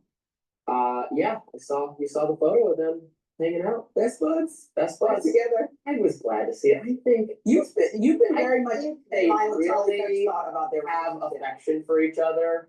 I think they really like each other. If Trump didn't like Elon would not have lasted as long as he did. He clearly enjoyed having Elon around. I don't know. I think they're such idiosyncratic individuals who are of such historic importance. It might be a little, I don't know, lonely at the top to interact with someone who understands what, someone who is at this level of fame and power, endures psychologically, or just we can't even imagine what that's like. Well, that's me, diagnosing, putting on my little fake psychology hat that I don't have. And I think you might be over exaggerating the thought process that's going into the connection. Mm-hmm. For me, it's pretty simple. President Trump doesn't want Elon Musk as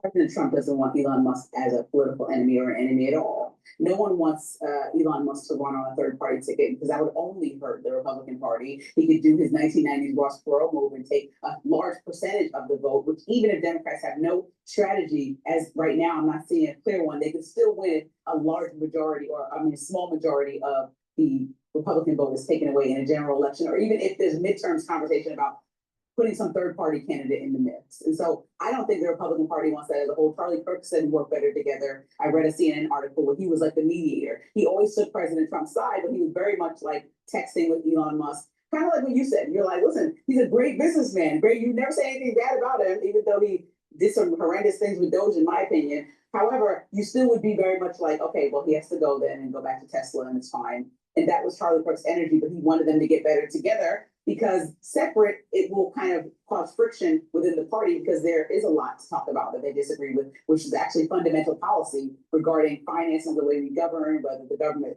is running properly, they're not overspending our deficit, a lot that they disagreed about, which is actually important, but it's better if you talk about that like in the house with the door closed. Yeah.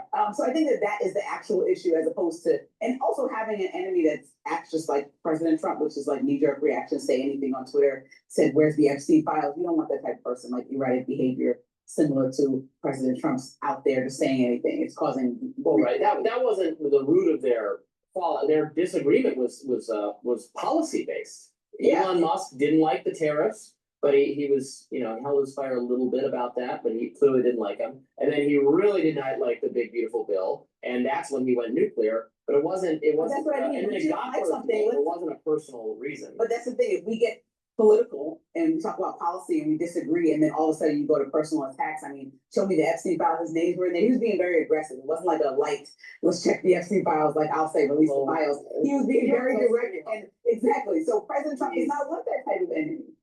Yeah, and no, of course not. And Elon is, I think, a good influence over Trump and over MAGA because, I mean, I would say that Elon is the most high-profile person in the world who somewhat reflects my ideology, and he was pushing MAGA in a more economically libertarian direction. He is a proponent of the H-1B visa system and other immigration systems for high-skilled immigrants because he just wants American tech companies to be as successful as possible and to, you know, run the day and to beat China and all that. And he knows we need high-skilled workers here for that. He was against the tariffs for similar reasons.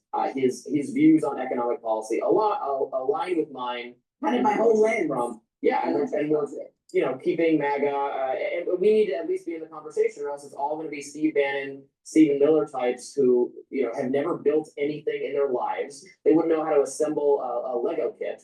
And they're trying to micromanage the economy and say, yeah, we don't need as many Indians, we don't need as many Chinese, we don't need as many, and they're like, you don't know how to build anything, and you're running the government. It's not good. And I want to also talk about my thoughts on Don Lemon, because I think that what he said you just separate the two things. So what we watched, I think what Erica Kirk did was a profound moment where she was able to actually forgive the killer of her husband, the man who assassinated. Beautiful. And it was a beautiful moment. And if you are in like evangelical Christian. Nope. Because when you do that, when you forgive, then what you're doing is you're giving the incentive for others to follow suit. So maybe they'll get forgiven. It's not us to forgive the individual.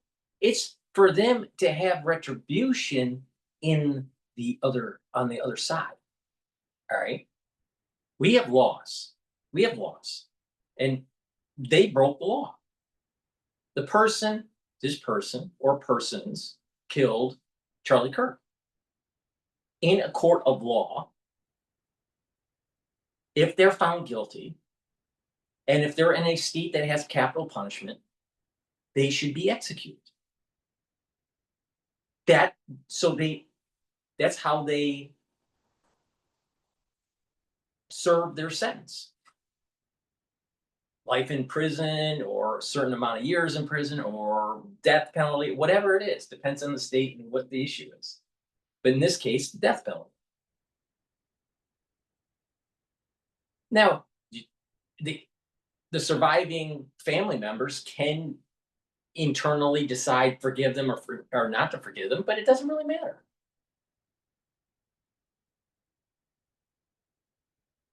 But I don't find that as a person that forgives their perpetrator, the one that killed their family member, you know, some sort of higher ground in religiosity. Really? It's like Stockholm syndrome stuff. If someone killed your family member and you would just go, I forgive them. No.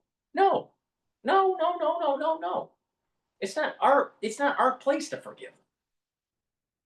They have to go through the way this works, supposedly, is that in the afterworld, after they're dead, all right, they have to go through a process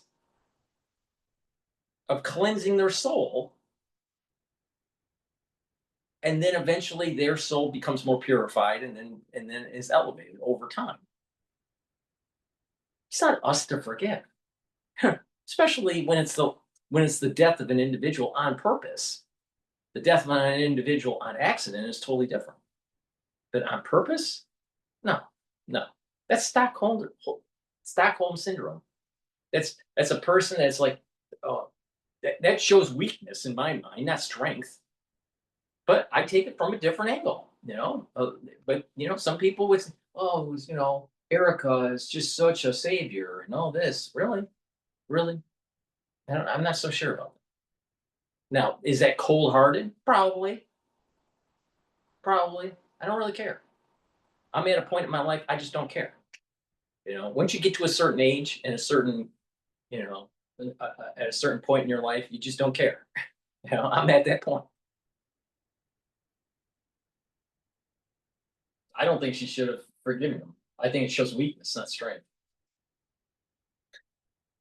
This is not that because I'm Catholic, I don't understand it. My best friend is an evangelical Christian. Like, I know it gets way more rowdy in there. The music is playing. Like, there were a lot of different experiences than I had when I grew up in the Catholic church with my mom and my aunt. But I will say that, if you look at the whole thing separately, that was a beautiful moment. And I talked about this a little bit yesterday. But then to literally be back-ended by President Trump making it feel like a political rally where he went on and on about how Charlie Kirk would support his tariffs and just tried to make... So a bunch of crazy trannies going around shooting everybody, and then worse, to be an elevated individual, a religious individual, you're supposed to just forgive the perpetrator. Oh, we forgive you. Do you think that will increase the number of incidences or decrease the number of incidences? Most likely, it will increase the number of incidences. Because there'll be people out there looking for some sort of, recognition and then to be coddled by love. But when you are to the point where this was a political assassination. That's what happened. It was a political assassination. And she forgives the perpetrator. Do you think that, let's say, Jacqueline Kennedy, let's just assume that Oswald killed the president, JFK. All right, let's just assume. Probably two shooters, but all right, let's just make it simple. Do you think Jacqueline Kennedy forgave Oswald? But let's say that there was a person unknown that was on the grassy knoll blowing off JFK's head right in front of her. Do you think she would just say, I forgive him? I don't think so. There's just certain things that you just don't do. Oh, wait a minute. They were Catholic, right? Oh, okay. All right. Here's the point. Sometimes when you over-proselytize, you overshoot. And you push back, you push away people. And this is part of the reason why people moved away from the religion. The Christian faith was because of the over-proselytizing. But also, if you over-forgive, then people will take advantage of you. So you need to stand your ground. So no, I don't think it was a beautiful thing. I think it showed weakness. But that's just me. And it's my right to have that opinion. Speech. Even though Charlie Kirk was political, this was a memorial service for a man's life who died. It's like a funeral service. So there's a lot to Charlie Kirk, I'm assuming, that is more than just political, right? He's a father. He's a lot of things. He's a husband. And he spent the time to this campaign rally at this man's funeral. I think that was disrespectful, especially when you start to use hateful rhetoric, literally the word hate, to his enemies, saying, oh, I'm different than Erica Kirk. I feel like it was a missed moment, and I think Don Lemon was onto something with that statement, saying that it rubbed him the wrong way, because it was like tone deaf. I was raised Catholic. You were raised Catholic. Amber's Catholic. Catholic. The Rising Hill. Oh, Louis Catholic. Rising Catholic. I am encountering more and more Catholics these days. Just in the world of conservative politics, actually. My mom will be happy because I remember one time my best friend is Christian, so I went to church with her and I came back and said, Mommy, I got saved.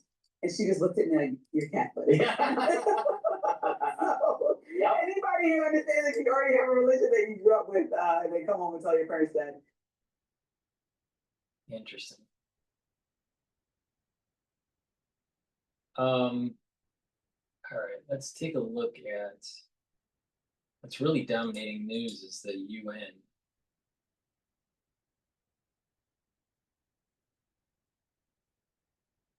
All right, we're going to go to Fox about they were interviewing the ICE director. Please go to my store, the-studio-reykjavik.com, and get the complete multivitamin. The complete multivitamin is part of the foundation for the health protocol that I have to slow down the aging process. So, complete multivitamin has the multivitamins as cofactors for enzymatic activity, so your cell performs properly. Super important. Take the complete multivitamin, drink filtered water, take it every day. And I have 2 probiotics as part of the foundation. You can get it in the veggie cap version or in the powdered version. I take the powdered version because I mix a lot of different powders together. It's just easier for me to do this. But both are very high quality, and it'll improve your gut biome, improve your metabolism, your ability to absorb nutrients. It improves the communication between your gut and your liver, your gut and your brain. It helps increase the mucosal layer in your gut and increase the concentration of IgAs. And those are antibodies that help with the gut biome and help with your immune system. Super important. But that better communication with your gut and your liver, you're going to be able to sleep better. You're going to get rid of brain fog. You're going to be able to concentrate. And when you are sleeping better, you are detoxifying your central nervous system. You're consolidating memory, and you're going to be well rested. So these are all very important for brain health. So probiotics help with the gut, help with your metabolism, but also help with brain function and skin health. So please go to my store, the-studio-reykjavik.com, get the powdered probiotic or the veggie cap, and take it with the multivitamin. That's the foundation for the anti-aging protocol. All right. Please use discount 5 and you get $5 off any order. All right. I want to listen into this one here. When you pay your rent with the bills, you earn valuable points every month to redeem for flights with world-class airlines, stays across all major hotel programs. According to Homeland Security, over 500 arrests have been made in the first 2 weeks of their operation in Chicago. Acting ICE Director Todd Lyons joins me here in New York today. How many of these arrests, 500 people, how many were violent criminals? Honestly, hundreds. So out of, as of this morning, we're over 550 arrests. And what ICE is doing in Operation Midway Blitz is we are focusing on those criminal aliens that have been released from sanctuary jurisdictions. And those are the worst of the worst that we're out there looking for. So the people that you arrested, 550 in Chicago, they were criminals. They were criminals. They're criminals not just because they crossed the border illegally, but because they committed crimes. No, more than 70% of the people we arrest are criminal aliens. Now, not only do they have criminal records here, some of these individuals have criminal records in their own countries that we know of, but yet jurisdictions like Chicago, like Illinois, just release them back to the streets to reoffend. That's what ICE is focused on. That's ridiculous. Why would any jurisdiction in America, sanctuary city or otherwise, protect known violent criminals? Why do they do that? That's what's frustrating for us is, I'll give you a prime example. Within the past 24 hours, we arrested an individual that did 9 years in prison, state prison, for multiple counts of strangulation, domestic violence, criminal mischief, violating protective orders. But yet those are the people they want to protect, right? Those are the ones that they want to oppose ICE and don't want us to take into custody. For me and the men and women of ICE, it's mind-boggling, because why would you shield those criminal aliens, the ones that are out there causing mayhem and causing harm? I mean, Operation Midway Blitz, we're doing that in honor of Katie Abraham. Young, beautiful girl that lost her life to a DUI crash by someone that shouldn't have been in our country. That's what we're focused on. And we really wish that elected officials would stand with us to go after those criminal aliens. In sanctuary cities, they're not doing that, are they? No. They're opposing it. 100%. If you look at some of the protests, whether it be Portland or now in Chicago, you have activists that are being driven into locations who show up with gas masks, but their own batons. They're throwing their own CS gas. They have shields. If you're coming to exercise your First Amendment right, we're all for that. But if you're coming to battle it out with law enforcement, that's a huge issue. And then you have elected officials and those who want to run for office that are out there in the mayhem as well. What's that say to your constituents that you value the livelihood of these criminal aliens over your citizens? California Governor Gavin Newsom I think he's passed a law in California saying ICE agents cannot wear masks. Is he in a position to dictate to federal employees? He's a state employee. Is he in a position to dictate that to feds? No, he's not. Unfortunately, that whole bill was just political theater.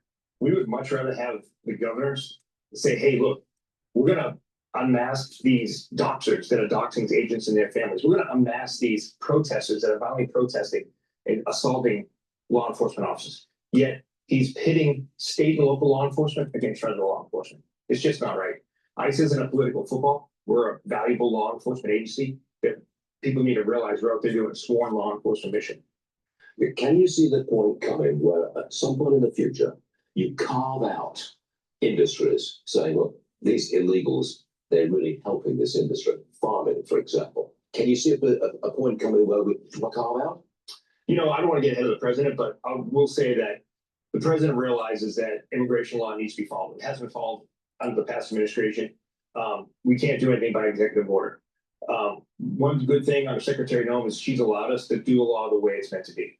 So for now, we are focused on those individuals. And unfortunately, until we get our hiring numbers up, we are focused on the worst of the worst. So that's who we have to be focused on. We really can't worry about, who's here just illegally in the country. While all aliens are on the table, we have to focus on these ones that sanctuary jurisdictions are being let go. We hear that recruitment for Homeland Security is going through the roof. It is. It is? It is. Help, no doubt, by a $50,000 signing bonus. It's definitely, that definitely helps. Our tuition reimbursement definitely helps. But I really think there are a lot of Americans that just want to be in law enforcement. That they understand this is a law enforcement mission. They want to serve their country. They want to do what they voted for, right? Is to make America safe again. It's a great agency to work for. I'm proud to have been there more than 20 years and then women are some of the bravest law enforcement officers out there. And I think people really want to be a part of that mission. Got it. Director Lyons, thanks for joining us. Thank you so much. I appreciate it. I'll shake that hand. Okay, we're going to go to a video about President Xi's weakness. But before we do, please go to my store, the-studio-reykjavik.com, and get the Max 35 or Cleanse. Cleanse is 30 parts per million. Max 35 is 35 parts per million. You take a teaspoon a day, swish it in your mouth, gargle about 20-30 seconds, and then swallow it. What that will do is improve your oral cavity and your oral pharynx and help with the epithelial lining, improve the health of your mucosal barrier, and that will help to improve your immune system. Take it every day. I've been doing this for over 5 years. If you're not feeling well or someone around you is not feeling well, take a tablespoon or two a day, do the same thing. Swish in your mouth, gargle 20-30 seconds, and swallow it. And then when everything's better, then go back to your maintenance dose. But it's important to do it every day to maintain your immune system, boost that up. It's the first pillar of the anti-aging protocol that I call the core. So you have the foundation, the probiotics, and the multivitamin. And the first pillar is the Max 35 or the Cleanse. The second pillar, C60, that's an antioxidant, it's a very strong antioxidant. The third pillar, turmeric, ashwagandha, and lignans, boost up that immune system, and Boomer Boost to boost up your energy levels and rev up your metabolism. And when you do that, you're slowing down the aging process because you're targeting all those different vector points that are part of the aging process. When someone is aging, their energy levels are going down, their mitochondria is going down, they're building up lots of free radicals, they have a weakening of the immune system, they have more inflammation, they start having problems with the cardiovascular health, they're starting to have problems with their brain function. But when you do that protocol, you're actually bringing down that inflammation, you're bringing down those free radicals, you're boosting up the energy levels, you're helping the health of these different systems. And that's the reason why you slow down the aging process. Now, it's a holistic approach. You got to do proper diet and exercise and drink filtered water, stay away from processed foods, have some spirituality or mindfulness, learn new things, stretch, balance, do resistance training, do some cardio. When you approach this holistically with the proper supplementation and stacking, you're slowing down the aging process. So please go to my store and get the Max 35 and the cleanse. Getting the structural nano silver toothpaste is really important, especially for the fall and winter season. You know, when the fall and winter season's coming, you should be preparing. You're gonna need this stuff. So this has no fluoride, and this structural nano silver toothpaste will help whiten your teeth, freshen your breath, reduce the inflammation at your gum line, and help the health of your gum line. Super important to have good oral hygiene. So go to my store, the-studio-reykjavik.com. Get this toothpaste, get a few tubes of it for your household. Be prepared. You're gonna need this for the fall and the winter. But if you're not prepared and you don't listen, don't be surprised that something happens.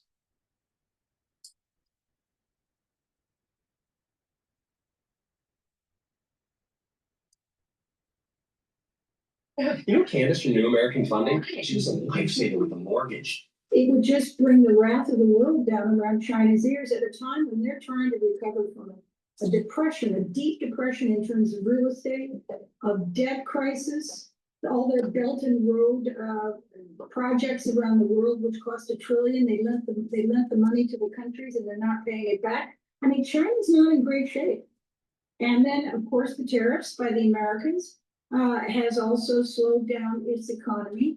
And so, you know, I don't see China wanting to grab a chess piece off the board that would be that expensive. I think it would bankrupt them and it would absolutely ruin their trade. Hello and welcome to Tense Radio. I'm Audrey Kishwani-Ham, and today we're speaking to Diane Francis. She's a journalist, an author, a broadcaster, and a non-resident senior fellow at the Atlantic Council's Eurasia Centre. She's also the editor-at-large of the National Post. Diane, thank you so much for coming on today. Happy to be here. Now, on Friday, Donald Trump reportedly paused $400 million of weapons aid to Taiwan in what many analysts have said marks a shift or even a U-turn in US policy towards Taiwan. This includes a pause on lethal munitions and autonomous drones. And it came amidst US efforts to negotiate a trade deal with Beijing, and just hours before a phone call between Donald Trump and Xi Jinping. It also came in the midst of a major defense expo in Taipei on the weekend. Many analysts have said the outcomes of Friday's call were in China's favor. Now, could Trump be using US support for Taiwan as a bargaining chip in negotiations with China?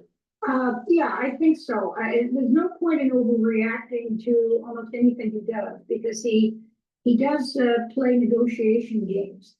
And what he is doing here, which he's done elsewhere, is deploy strategic ambiguity. In other words, you know, he's not embarrassing China by saying, you should get over trying, we're going to defend Taiwan, how dare you? When in fact, Xi uses Taiwan as a nationalistic narrative for himself in internal politics, because he's had to deliver some tough medicine to the Chinese people. And I don't think, neither do I think that he's, you know, quietly abandoning Taiwan either, which would really break with the past. Yes, the negotiations with Taiwan and with China are parallel, but not connected, except that he plays one off against the other. So let me examine, for instance, dropping the military aid to Taiwan is a long-held ambition of his team, the Republican team under Trump. But it's not because they want to abandon Taiwan, it's because they want more military effort to concentrate it in terms of Ukraine and Europe. They don't want the military spread too thin because of overuse and over representation in NATO and that sort of region. So Colby, who is his thinker in the Pentagon, and Hegseth, who is his new defense secretary, have often talked about deploying military assets away from China and and the same with NATO, and making their various allies pony up their own money. Now, Taiwan is an enormously wealthy place. They've also, and not only are they going to, they required, he said, the deputy, the guy in charge of military policy, Eldridge Colby, said that, when he was confirmed in the Senate that Taiwan should pay 10% of their GDP for their own defense. And they can afford it. It's a very rich place. This was the same sort of refrain that they pushed on to the NATO members, okay? You're now 5% for them. So it's a cost-cutting exercise. At the same time, they're trying to organize this trade deal with China, and they don't want to get China, take too much advantage of China and vice versa. So this is very much taking the Taiwanese piece out of their tariff and trade talks, putting it to the side. And at the same time, Taiwan is being pressured too by the Americans. They have a gigantic company. One of the 10 biggest tech companies in the world is Taiwanese. It's Taiwan Semiconductor. They make more semiconductors than any other company in the world. Enormously wealthy. And what Trump has extracted from Taiwan in his trade talks with Taiwan, is that Taiwan Semiconductor is going to spend, I hope you're sitting down, $135 billion building new semiconductor plants, moving them from Taiwan, moving them to Germany and to the United States and to Japan. So they're carving up their company and moving it offshore to benefit the allies they hope will protect them and trade with them. And so it's a complicated chess game, but the whole Taiwanese attitude by Trump has been, I think, a strategic sleight of hand. What if Taiwan isn't being put on the back burner here, and this is the end of security aid to Taiwan, hypothetically, but not obviously the end of Taiwan's own defense spending? How would that affect the military balance across the Taiwan Strait? And is Taiwan simply rich enough not to even be impacted seriously by this? It can pay the 10% because it'll have to. It's lived off the US in terms of military aid for a long time. Don't forget also that Japan is rearming, South Korea is rearming, and they're allies, and they're all in this together to keep an eye on China. And the Americans, of course, are still in the Pacific theater because they have other allies such as the Philippines and Vietnam and Indonesia and so on. And the real issue in the Pacific is not so much conquering Taiwan, although China would love to do that, but it's keeping the shipping lanes open because they absolutely live or die based on exports and imports, China. So, and so does Japan. So, the point is that the Americans need to be there to the extent that they always have been. I mean, they still have tens of thousands of troops in South Korea and Japan, and that seems to me kind of crazy and expensive. And so it's just kind of a reallocation. And then Japan is also, and South Korea are also being squeezed in tariff talks by the Trump regime very hard. According to the Taipei Times, US. At Replit, we believe everyone should be able to create software without limits and without knowing how to code it. Introducing Agent 3.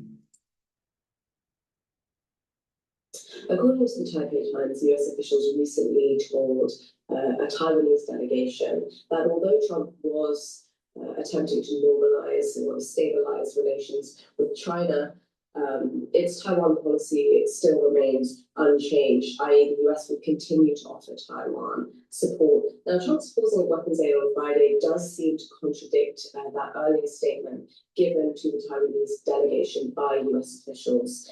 Now, my question is, if you've got a president who is essentially contradicting the statements of his own officials, in other words, you've got strategic ambiguity towards Taiwan, but you also have this level of Trumpian ambiguity on top of that. Do US assurances mean anything at all? And what does this signal to Beijing? Well, I think that, I'd have to examine each of the statements because sometimes it's got the grain of truth in it. Sometimes it's just plain misleading or he contradicts himself, which he has every right to do. I think that basically the attitude is, given all of this business of cutting military aid, pushing Taiwan to spend more on military, I mean, you don't push a country to spend 10% of GDP if you think if you're gonna hand it over to China. So what I'm saying, and you know, that sort of thing. And so I think that what we have is China, I think Trump has tried to, and probably pretty well succeeded in removing any thought in China's mind that Taiwan is a bargaining chip. It isn't. He's not gonna blatantly and blankly say, as Biden and others have, don't even think about taking over Taiwan. Now, the other thing that's interesting is I have friends in Taiwan. And, you know, it's a very educated, very wealthy, very technologically advanced state. And I always check in with them, get the pulse. Housing prices are going up in Taipei. Everybody's doing just fine. There's no flood of people leaving. Many of them have American passports. So that tells me also that while all of this controversy, you know, is going on around them, that the very bright, very well-adjusted Taiwanese are confident that they're not going to be invaded. That in and of it doesn't mean anything, but look, the Pacific Fleet is there, Japan is there, Korea is there, and the Americans are there.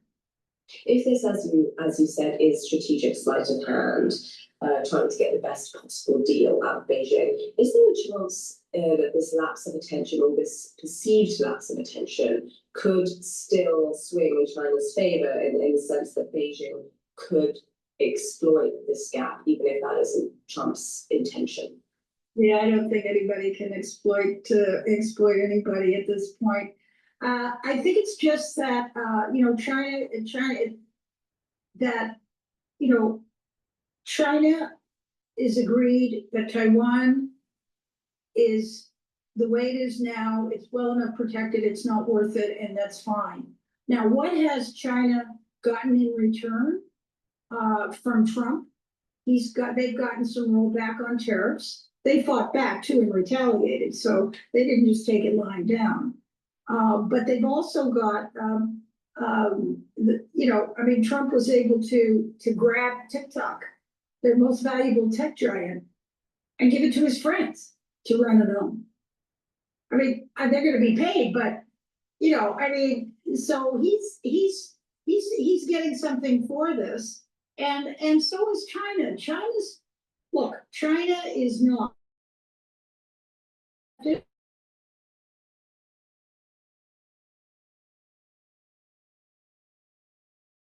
Everybody can get its hands on, like Russia, or like Britain was. Let's face it. Now Taiwan, they're Chinese people. That's different. Hong Kong, they're Chinese people. That's different. But you know, if China was a conquering nation, there would be no Southeast Asia. China is a competing nation, not an enemy nation, in my opinion.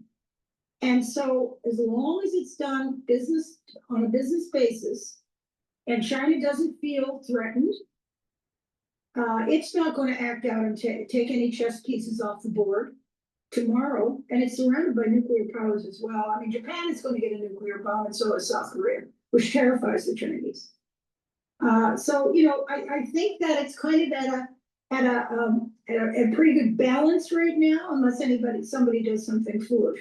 But I've never thought of China as an enemy, but as a competitor. Now, Colby and Vance and Hegseth think that China is the devil incarnate and that sort of thing, which is interesting because they've always said that, and yet they're in favor of pulling money out of Taiwan. And that's because Taiwan is probably okay. Bloomberg estimates that the businesses everywhere are turning to Gusto for payroll, benefits, and more. Save time. Save money. It's no wonder. Bloomberg estimates that the cost of an invasion of Taiwan would be somewhere around $10 trillion, or 10% of the world's GDP.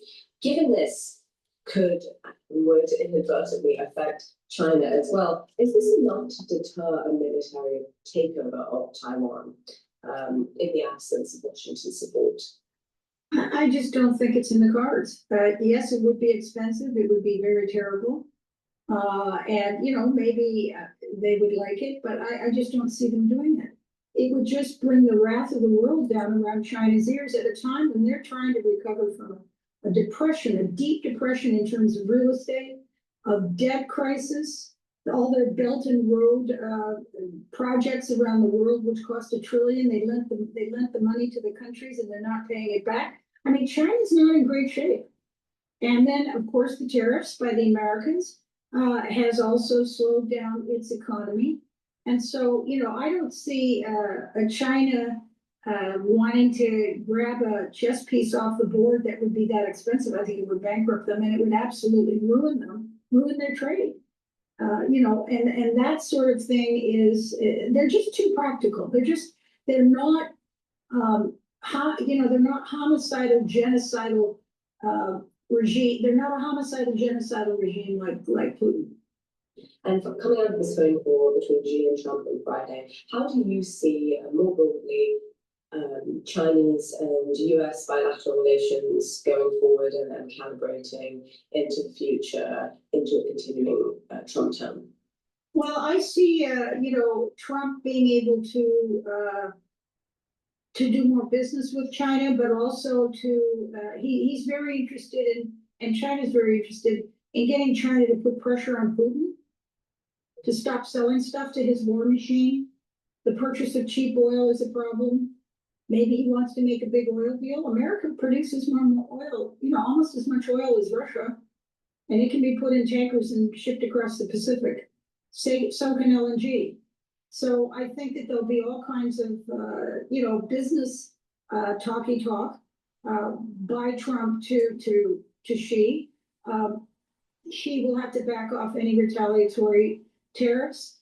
And I think that, he just kind of needs his diplomatic help. Xi also needs to, through any talks or public pronouncements that are coming out of a Trump summit, he also has to make it very clear to his other customers, the Europeans, that he isn't, and that he's trying to stop the Russian war in Ukraine. That he is, saying things or putting pressure or diplomatically trying or whatever, because there's a huge backlash against Chinese stuff now in Europe, big backlash. Not so much in the US, but it's big because they are, the closest ally with Iran of Putin's. And so he's got a big geoeconomic challenge ahead of him. Please go to my store, the-studio-reykjavik.com, and get the Gladiator Barley. Do resistance training. It's going to help you to build muscle. It also brings down inflammation, detoxifies your body, and soaks up free radicals through superoxide dismutase. This is an important supplement to take. A great way to gain strength, but also to detoxify your body and bring down inflammation every day. So please go to my store, get the Gladiator Barley. This is what I take every day. Also, I have deodorants that are dual purpose. They're for males and females. You use them as a daily deodorant, but it will also help to detoxify your body. It's made from essential oils from the Himalayas. Very high quality ingredients. Has no aluminum, no baking soda, all natural. Use these deodorants every day and also detoxify your body. So a great stack is to use the Gladiator Barley, gain strength, bring down inflammation, and detoxify your body, and also detoxify your body by using these deodorants. Now, you can get it in citrus or in peppermint, lavender, and tea tree. They're for males and females. Get the deodorants, very high quality. Another great supplement that I have is the gel. It's dual purpose. You can use it as a daily skincare. You can put it on a cut, an abrasion, or a minor burn to help to heal it quicker. Why? Because it keeps it clean. And the gel can be used as a aftershave to help soothe the skin. If you're not feeling well or someone around you is not feeling well, put it around your hands, around your mouth, around your eyes, around your ears, lightly coat your nostrils. It stays active for 5.5 hours. So go to my store, the-studio-reykjavik.com, and get the gel. Be prepared for the fall and the winter. I'm just saying, if you're not prepared and something happens, it's too late. Just saying. All right, let's go to Times Radio because they're talking about how Epstein gave Fergie 200 million pounds. And you need to know this.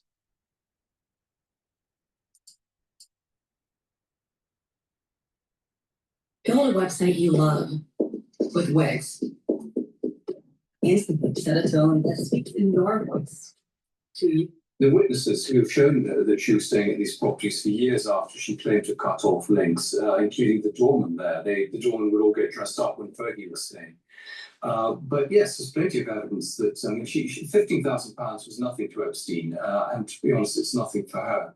And I have it both from somebody who worked for Epstein and a member of the royal household that the sum we should be talking about is about £2 million. The Times asked this morning, is it game over for Fergie, the Duchess of Disaster? In the last 24 hours, 7 charities, including the British Heart Foundation and the Teenage Cancer Trust, have cut ties with Sarah Ferguson over an email she sent to Epstein describing him as a supreme friend. She wrote it after Epstein's conviction for procuring a child for prostitution. Of course, the Duchess of York's ex-husband Prince Andrew's own time as a working royal was ended after his links to Epstein became clear. How much further can the Yorks fall? The one man who knows the royal couple better than most is Andrew Lanny, author of the book The Rise and Fall of the House of York, which came out earlier this year. We can speak to Nat. Andrew, good morning to you. Good morning. She stands charged really effectively of being a massive hypocrite, is that right? Yes, and it doesn't surprise me. I found that in the course of my 4 years of research, I had to question everything she said in public. You couldn't believe a word she said.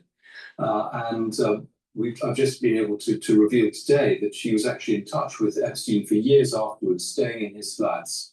So, this apology was, I have to say, not entirely genuine. And what she said, she said in public, I want nothing more to do with him. And then she wrote to him afterwards saying, I'm sorry I had to do that. I think you're a good person, really. Exactly. And I think it makes her position both as a children's author and as someone who is a proponent of children's charities pretty untenable. And is that what's happened? Do you think she's now been effectively cancelled, particularly from the charitable world? Well, we've seen, I think, 7 or 8 charities cut links with her. In fact, she was never really particularly useful to many of these charities. She was seen as pretty toxic. I mean, this isn't the first scandal that she's weathered in the last 30 years. So I was surprised in some ways that she has survived as long as she has, both in terms of her endorsements and commercial appeal and in terms of the work she does with charities. Does she get, do you think in your experience, does she get sort of bowled over by rich people? Is there sort of a desire to be associated with money? Yes, I mean, I think that's something that's true of both of the couple, and it goes right back to their childhoods. But they've been surrounded by all sorts of pretty dodgy people. Certainly the sum of £15,000 that she seems to have sort of squandered a reputation on, I think is a lot larger than that. And the figures I would have been given is more like £2 million that Epstein gave her. And explain that to me, because this is the thing that you've uncovered. She's not accepted this, of course, but this is, you think that there's a relationship where money in kind, she stayed at this property, that sort of thing? Yes, I mean, the witnesses who have shown that she was staying at these properties for years after she claimed to cut off links, including the doorman there. The doorman would all get dressed up when Fergie was staying. But yes, there's plenty of evidence that, I mean, £15,000 was nothing to Epstein, and to be honest, it's nothing for her. And I have it both from somebody who worked for Epstein and a member of the royal household that the sum we should be talking about is about £2 million, which is why Epstein was pretty upset when she began to diss him in public. And that's what she apologised to him for? Yes, exactly. What does the royal family think of her? Well, it is extraordinary. She seems to sort of work her way back into their fold. I think they are concerned that she may well do an Andrew Morton and has secrets she may reveal, which is why they keep her close. Oh. But they can see that she's very damaging to their reputation. And my own feeling is they need to cut off this infected limb before it infects the whole body politic. The old Queen wasn't a fan, is that right? Yes, I mean, Fergie will claim that they were best friends and the Queen loved her and that's why she has the corgis. But again, if you talk to anyone who knew the Queen well, she wasn't a fan of Fergie. She felt sorry for the granddaughters. She was grateful to her for taking Andrew off everyone's hands. But she certainly had no illusions about Sarah and her grifting. And yet they're in Frogmore Cottrell, where they live in the royal estate. Presumably they live in the Royal Lodge. I mean, you know, they live in the 32-roomed house. Oh God, Crown Estate. And that's in the gift of the king. Well, he when the Queen Mother died, Andrew was offered the Royal Lodge, and he did it up. He has a pretty rock solid lease, and as long as he keeps up that lease and repairs the house, it's going to be very difficult to get rid of him. The big question is the source of his income, which is still very unclear. But from my research, he has no problem. He's inherited money from previous members of the royal family. He continues to do business. And he's managed to save some money. So I think getting him out of Royal Lodge is going to be very difficult. And William, the next king, might not be that fond of him either. No, I mean, we know William sees the reputational damage that he brings. I think he has no illusions about him. There's some sort of sentiment with Charles, which William doesn't have. But again, the problem is, you know, he has a rock solid lease for 75 years, and it's going to be very difficult to get rid of him. He doesn't see how bad the optics look.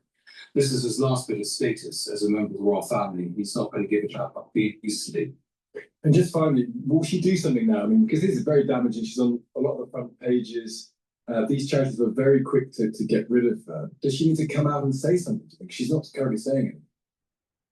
No, and she's never said anything. I mean, there've been a whole series. All right, team, listen up. There's a national blood shortage. Big Ten schools, how do we get students, fans, alumni to donate? Hit me.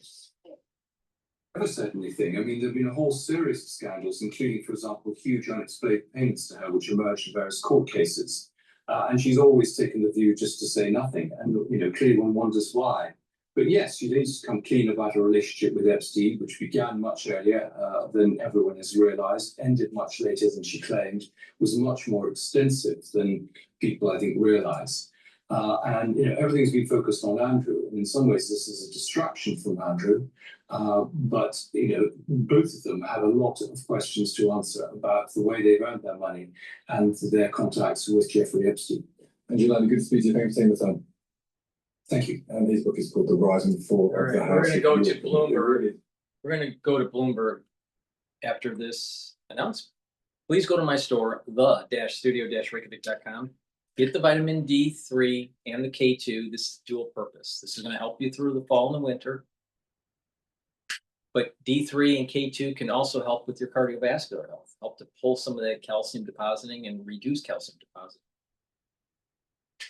D3 and K2, when you do resistance training, they help with depositing new bone matrix. So you'll over time build denser bone.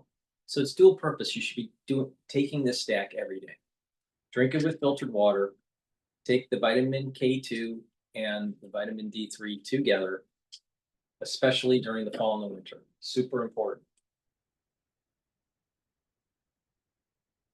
Detoxifying your body is also important for your endocrine system, your immune system, brain function, and your other organ systems. Now, zeolite, take 3 small drops underneath your tongue, drink the filtered water. This will bind to heavy metals, toxins, and chemicals and allow you to urinate them out within 6 to 8 hours. Use this every day to detoxify your body. Please use discount 5 and you get $5 off any order. If you spend $100 or more, you get a free gift until supplies last. Chairman Powell is talking here, but he's a little boring, so let's find another video. All right. Let's see.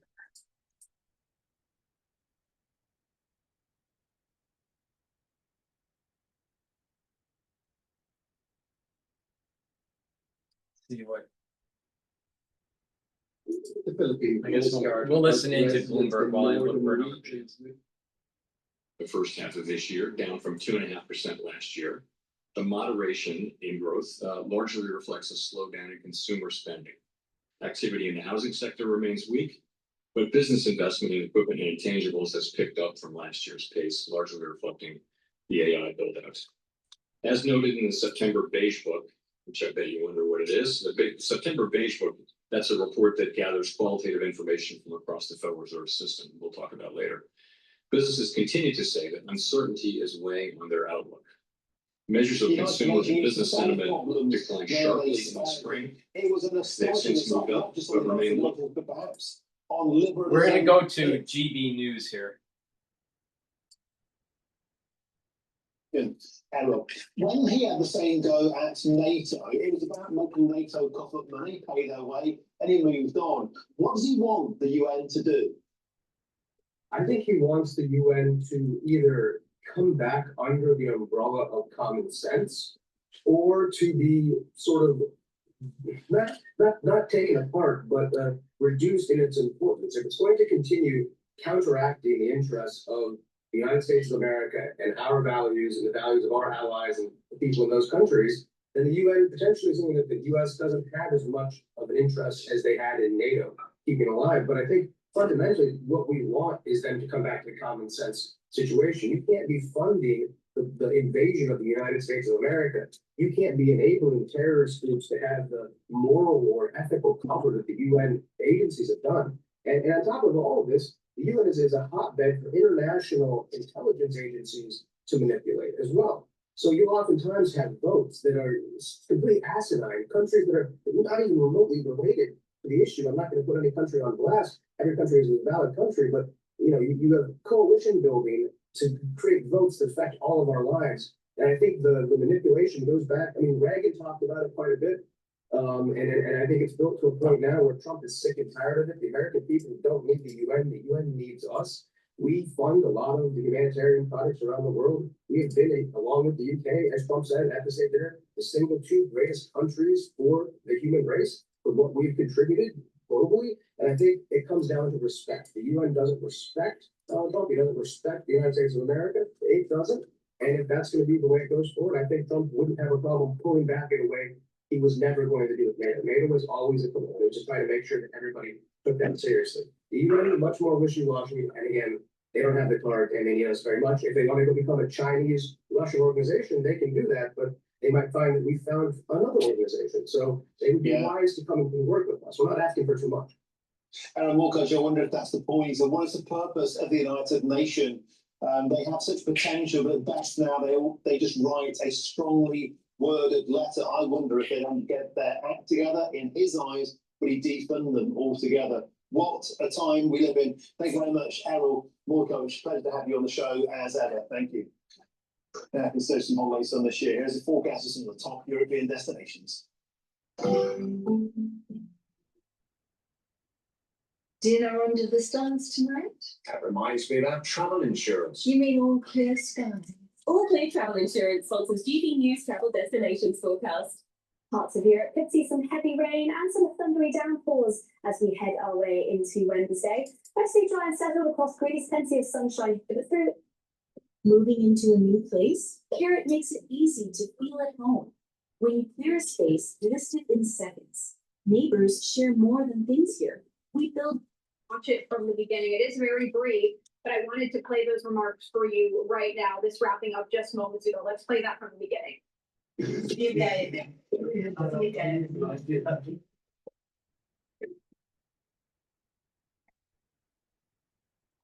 thank you very much, everybody. There are a lot of meetings scheduled, but I wanted to speak with the president of Argentina. And we both wanted to meet with friends. He's done a fantastic job. And I'm doing something that I don't often do. I'm giving a full endorsement to him. We just endorsed him for president. As you know, he has a race coming up.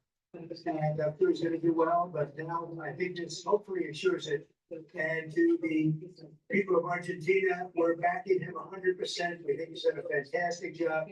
He, like us, inherited a mess. And what he's done, and Scott is working with their country and all of the things that you need to make. Are you going to help bail out Argentina, Mr. President? Well, we're going to help them. I don't think they need a bailout. He's done a fantastic job.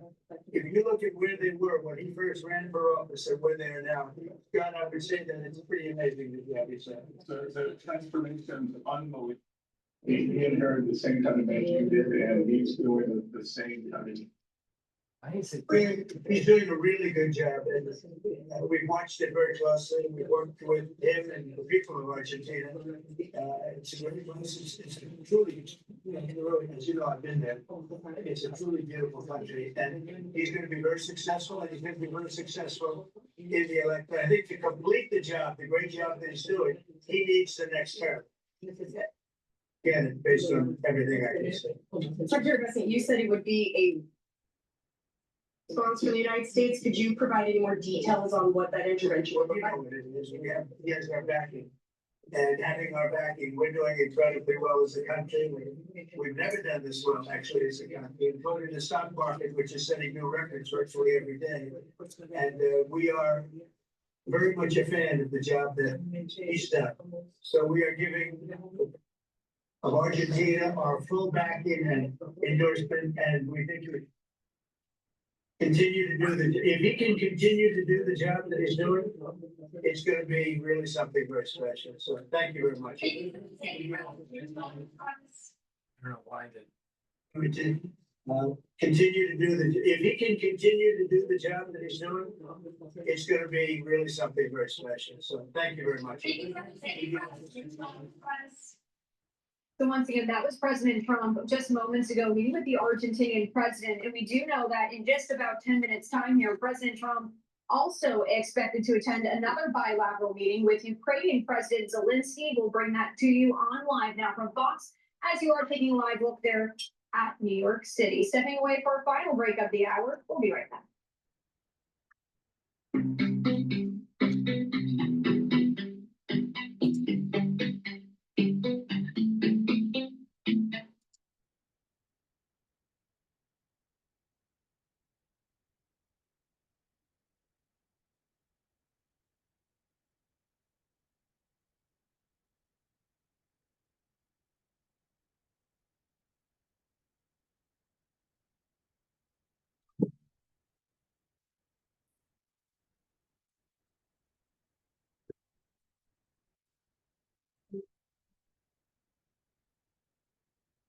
Good morning, welcome to Rising. We've got another great show for you today. It is a marvelous Tuesday morning in the District of Columbia, and I think red is your best color. Oh, thank you. I was gonna say, we look like an American flag right now. We do. Look at us, so patriotic.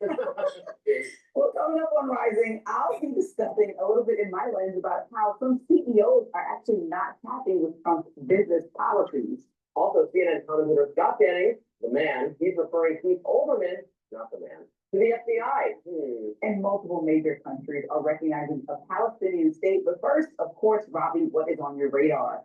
Well, he's back. That's fast. Jimmy Kimmel is returning to your televisions tonight, or some of your televisions at least, after what will ultimately have been a suspension of less than a week. Disney said in a statement, last Wednesday we made the decision to suspend production on the show to avoid further inflaming a tense situation and an emotional moment for our country. It's a decision we made because we felt some of the comments were ill-timed and thus insensitive. We've spent the last days having thoughtful conversations with Jimmy, and after those conversations, we reached the decision to return the show on Tuesday. One wonders whether Kimmel will suitably address the misinformation that he spread about the assassination of Charlie Kirk. I don't think he has any plans to.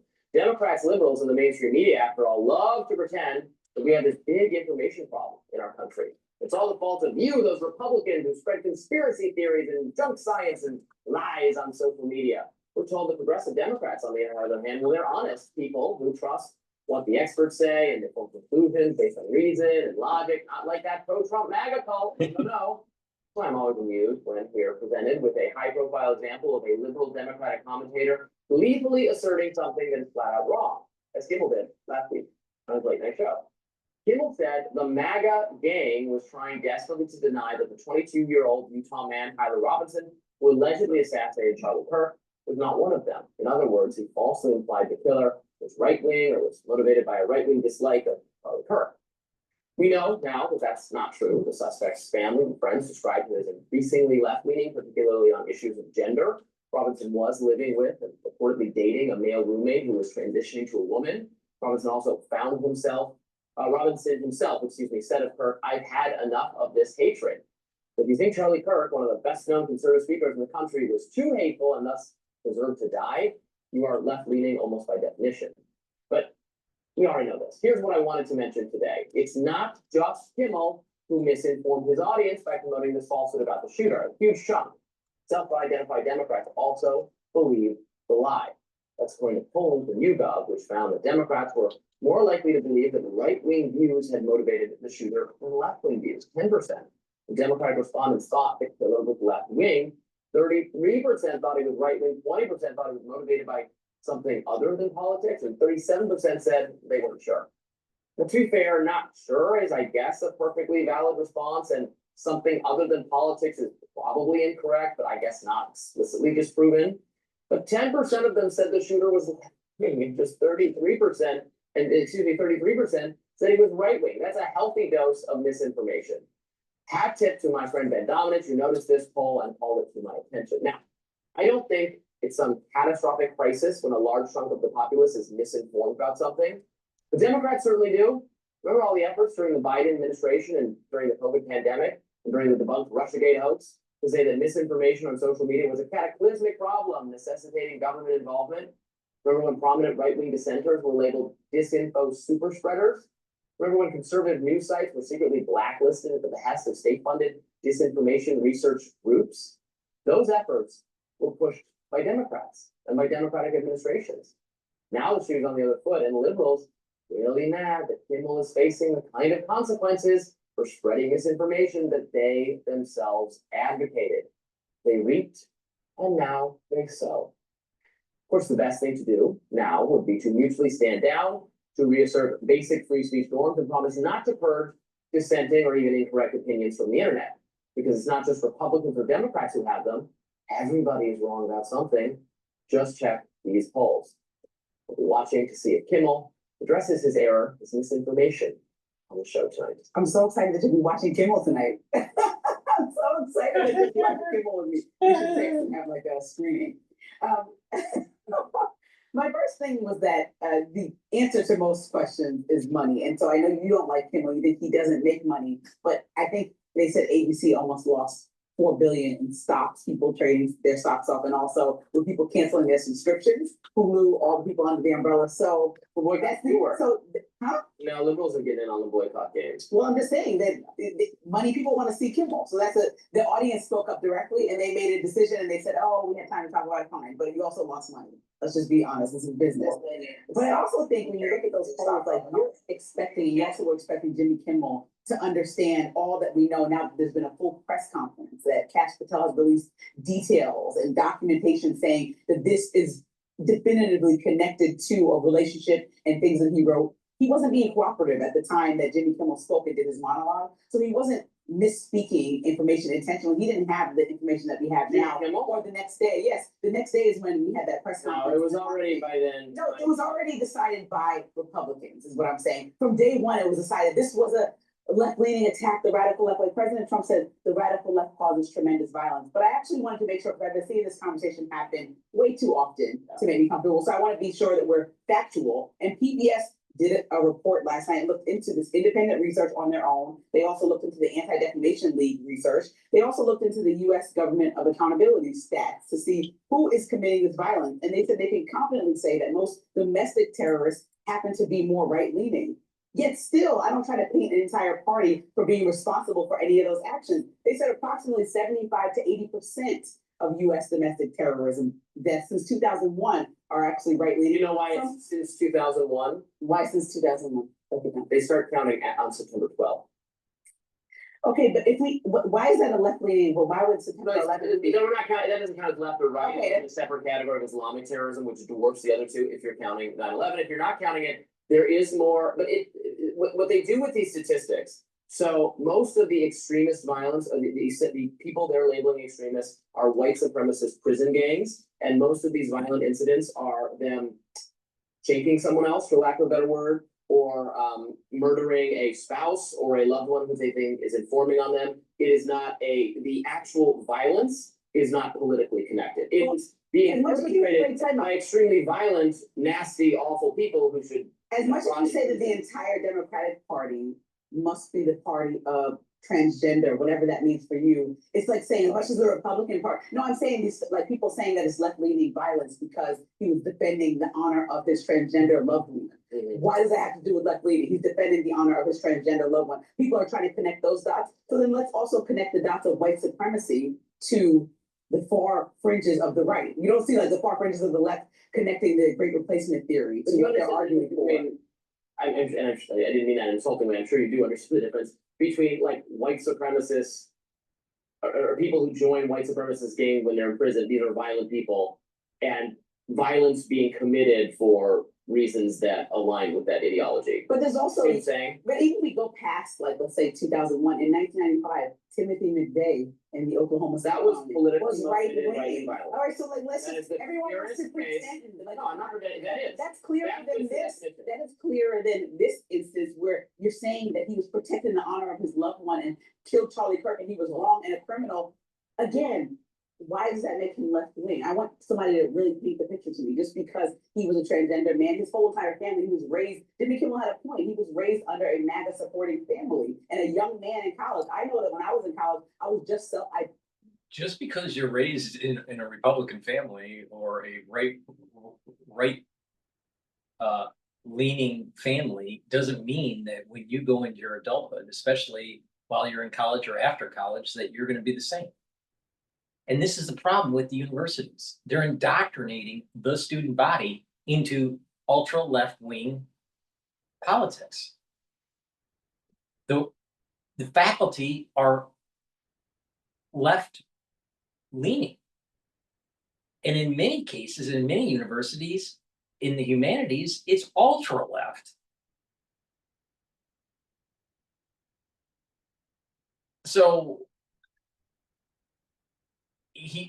it seems as though, based on his notes in his notes on Discord, that it had elements of a left-wing agenda. I don't think that the assassin was a right-winger. I mean, come on, get real. But it's not so much, well, was it a Republican or was it a Democrat? Was he an independent? Was he, ultra left wing or an ultra right wing? Does it really matter? Not really. Not really. Someone died. It was a political assassination. Someone was silenced because he was exercising his freedom of speech.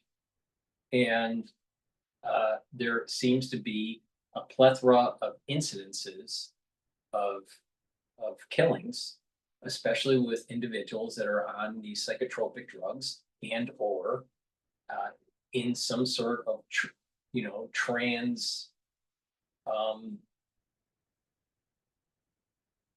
aspect in their life. It's a problem in the United States, but this is a left-wing issue. The ultra left has created this kind of environment. Did you have these problems in the 1970s? Did you have these problems in the 1960s or the 1950s or the 1940s or the 1930s? Or what about the 1920s or the 1910s? What about 1900s? What about 1890? Did we have any of these problems? No. No. It's a modern phenomenon.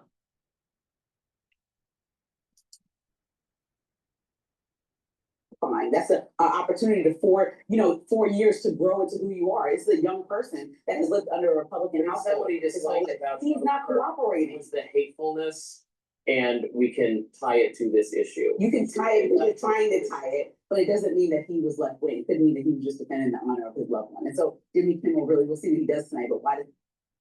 Do you think the whole trans agenda is a conservative? See, they're using the wrong terms.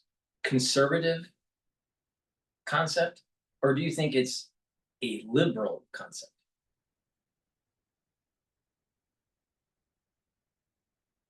Do you think that the whole aspect of the hate speech of Charlie Kirk from the perspective of the assassin, Tyler, all right, is a is a conservative concept? Or do you think that's a liberal concept? His perception of Charlie Kirk. The perception is of a left-wing indoctrination. And not only that, his family was saying it, how anti-Trump and anti-Charlie Kirk, and how he was radically different when they went to dinner together, and that he was too left-leaning compared to the way he was raised. Even the parents have mentioned it. No, he must be a Republican. That's it. She's supporting the Don Lemon, thesis, and the Charlie Kimmel's thesis. To explain himself for thinking what the rest of the country was thinking. If most of these crimes are generally right wing, I'm thinking this is the same thing. The only thing I agree with you is that a lot of the rest of the country was thinking that, but it's incorrect, as I think. Up next, the Trump administration is announcing that the FDA believes a mother using Tylenol during pregnancy could actually lead to risk of. All right, so now what we're going to do is pivot over to CNN. Please go to my store, the-studio-reykjavik.com. Take this stack. This stack's going to help you with your immune system, your cardiovascular system, and super important to take during the fall and the winter. All right? Lignans helps with the endocrine system and the immune system, brings down inflammation and soaks up free radicals because it's an antioxidant. Ashwagandha root controls your cortisol levels and your blood glucose levels, brings down inflammation. Turmeric brings down pro-inflammatory cytokines and soaks up free radicals, helps the immune system and the cardiovascular system. When you stack these together, you're boosting up your immune system and helping the health of your vascular system, reducing the chance of plaque formation. And if you remember back in 2020, you've heard about all of this new announcement in the Oval Office by Trump and RFK Jr. about a certain substance that may exacerbate issues after inoculation. I have to be careful with my words, so there's not censorship. Well, I kept on saying in 2020 that if you had to take an inoculation because work was forcing you or whatever, that you had to bring down the pro-inflammatory response. I said that like 1,000 times. And I kept on saying, take high doses of turmeric. And I kept on saying, take ashwagandha. And I kept on saying, take lignans. You know why? Because in my research at Harvard, I studied on how the immune system was pro-inflammatory cytokines were upregulated during an autoimmune response. So there was a trick that if you take supplements that bring down pro-inflammatory cytokines and increase your anti-inflammatory cytokines, you can actually bring down the titer level. Ooh, and I said that 5 years ago. 5 years ago. And then I also said, so you can take this before the inoculation to bring down your inflammation and boost up your immune system and also help with your cardiovascular system because of the clotting issue. All right. And after the inoculation, over a 14-day period, I said, take the high doses of turmeric, the ashwagandha lignans, to keep the inflammation low. Why? Because if you keep the inflammation low before the inoculation, your body isn't at a higher inflamed state that exacerbates the issue. So you're boosting up your immune system. All right. So what you're doing is you're creating a higher barrier for breaking tolerance. It's called breaking tolerance. And this is the reason why they put adjuvants in these inoculations, because they have to break your tolerance. They have to create inflammation. Well, how do you fight that? You can fight it by keeping it down pre-inoculation and post-inoculation. And so what happens is the tighter you break tolerance, they break the tolerance, and then what happens is that because your inflamed state is lower than normal, the tighter levels are, so less side effects. I said that 5 years ago. And so what they're saying with this additional substance that people take, so there's two thoughts here. One is that there are many in utero, I should do a show on this, but in utero, the brain is developing, but there's further brain development for the newborn for many years. Actually, your brain doesn't fully develop until you're 22 years old. But there's a lot of brain development in utero and that first 2 years. So if you have lots of inflammation during this time period, especially cerebral inflammation, it affects the pruning and the pruning effect during these first 2 years. So what happens is if the pruning effect is affected by inflammation, you may have hyperconductivity in some regions and hypoconductivity in other regions relative to a normal brain of that age of the newborn. When that happens, then they're on the spectrum, because spectrum is this hyper and hypoconductivity because of one reason, not all the reasons, but one reason, because of inflammation during this early stage of pruning and of development. So there's a ramp up of a lot of neurons, and then there's a pruning effect that takes place. Well, in utero, if there's lots of inflammation, and that inflammation from the mother gets to the fetus, it can affect the neurons of the fetus. And there is the after birth inflammation that could be introduced into the pediatric patient.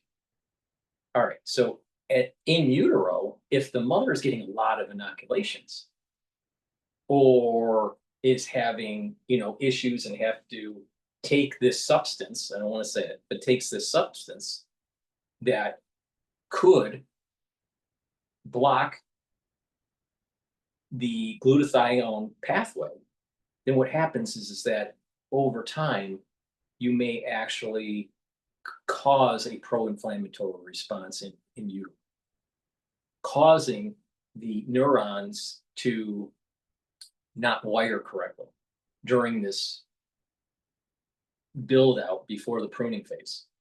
So that's one aspect to it. Then there's the other aspect of the scheduling, where, okay, you have a patient, pediatric patient, getting inoculations in the early months of its life, causing a inflammatory response because of the adjuvants. Fevers start to take place. They give the patient this compound, and that compound is causing problems with the glutathione pathway, leading to further inflammation. So it's all about inflammation. So you can take this very fact and apply it to anti-aging, and you can apply it to the issue with the spectrum, autistic spectrum. So, all right. When you're inflamed chronically, it causes damage to your organs, your tissues, and you age faster. It causes damage to your immune system. If you have high cortisol levels, that causes damage. And it's immunosuppressive. So you want to control those cortisol levels and bring down those pro-inflammatory cytokines.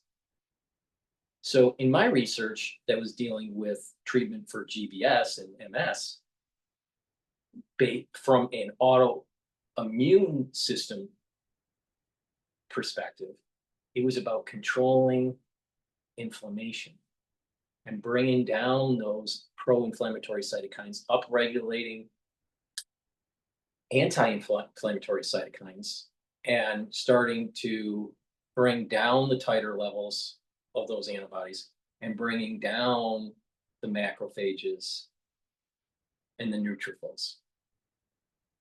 It's all about inflammation. And so the news comes out that, oh, if you take this particular substance, there seems to be a link between the spectrum and taking this particular substance in utero or after birth. But what it is it's about inflammation. If you take things that are inflaming, especially at the cerebral level, it's going to affect the pruning effect, especially after birth. All right. So it's all about keeping the inflammation down. I've been saying this for 5 years. So for the adults, you can control, you can modulate a titer level. So you can short circuit what is happening with the inoculation.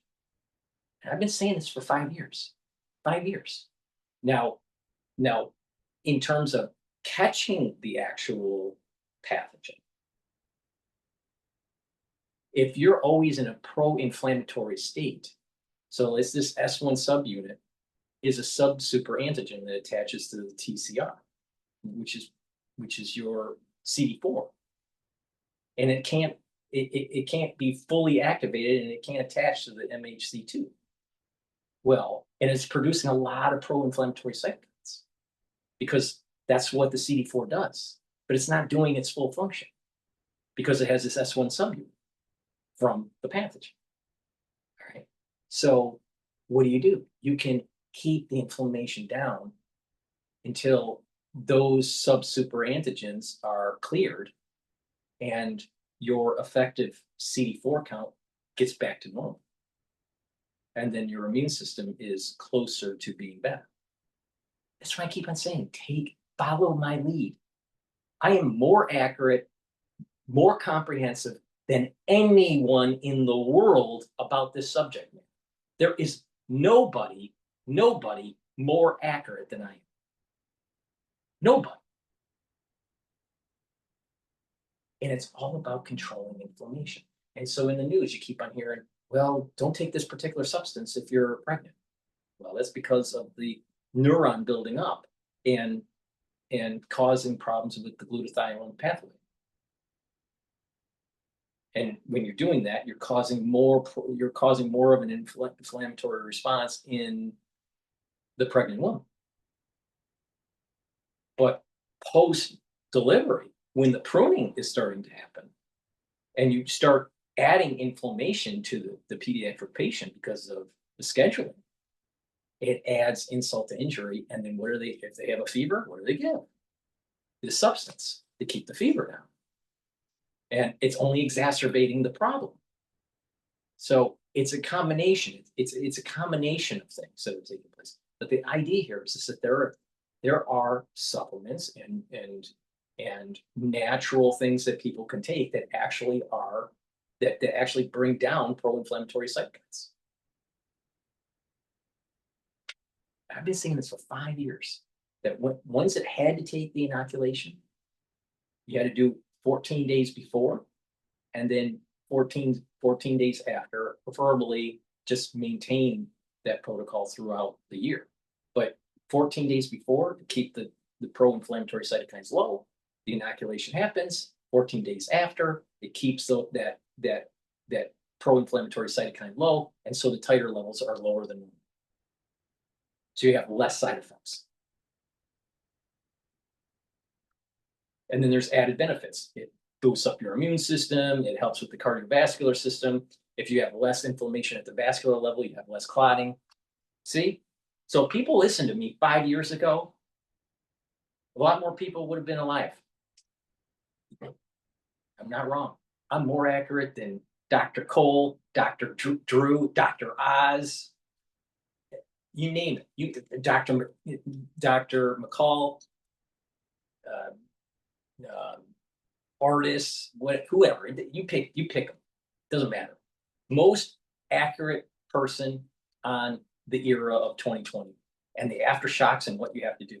The most comprehensive and the most accurate. And it's very simple.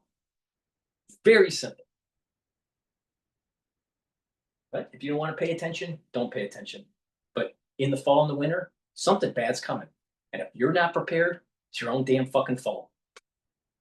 Because I've been saying what to do for 5 fucking years.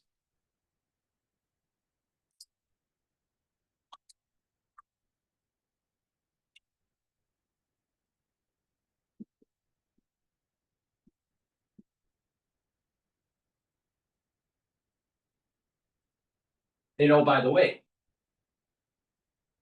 it's probably really important to take NAC. To avoid government shutdown, President Trump is canceling plans to meet with top Democrats to hammer out a deal. In a rambling Truth Social post just before he stood up to address the UN, President Trump wrote, quote, after reviewing the details of the unserious and ridiculous demand for minority radical left Democrats in return for their votes to keep our thriving country open, I decided that no meeting with their congressional leaders could possibly be productive. Now, he went on to list multiple items he claims Democrats are demanding: free health care for undocumented immigrants, open borders, and, quote, transgender operations for everybody.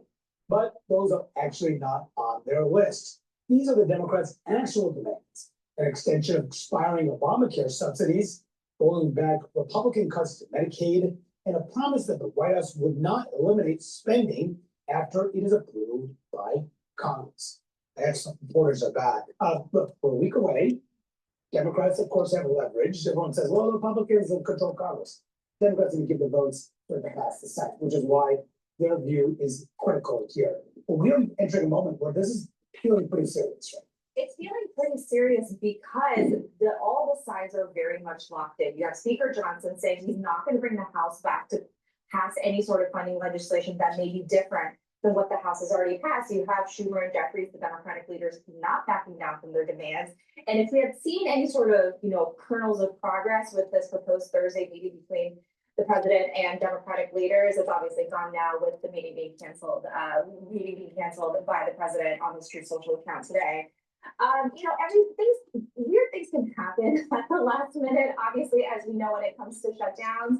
But right now, I think the forecast of the government shuttering seems pretty high. Because Democrats think that they have a winning message here. The question is, will the American people agree if there is a shutdown and if it's a painful shutdown, which they if they couldn't get the big stuff right, like the crisis in 2020, how can they get the little stuff right about this whole Obamacare? Because the whole Obamacare thing is like peanuts in terms of intellectual prowess compared to dealing with the crisis of 2020. Like I said, the biggest event in the last 125 to 150 years was what we went through in 2020. And there were so many people that were professional that got it wrong, and they still get it. And you just learned yesterday that, ooh, wait a minute. Acetaminophen is a big problem. In utero and after birth. Especially when it's a multifactorial problem. Now, people were taking acetaminophen before 1986. Ooh, but the scheduling was different after 1986. Ooh, wait a minute there. It's a compound effect, and that's why they're not going to find it so easily in a research study.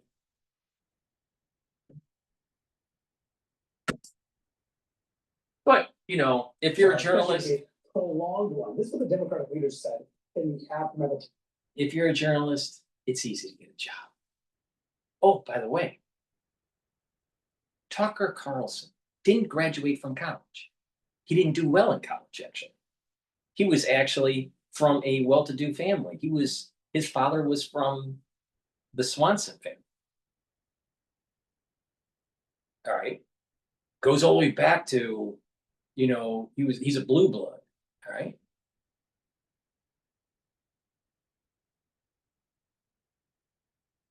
And he wasn't able to get into the CIA, supposedly. All right. So his father said, go into journalism because anybody can do it. And then all of a sudden you have social media. Fast forward to 2025 and you have social media and everybody's a journalist now. Everybody knows everything.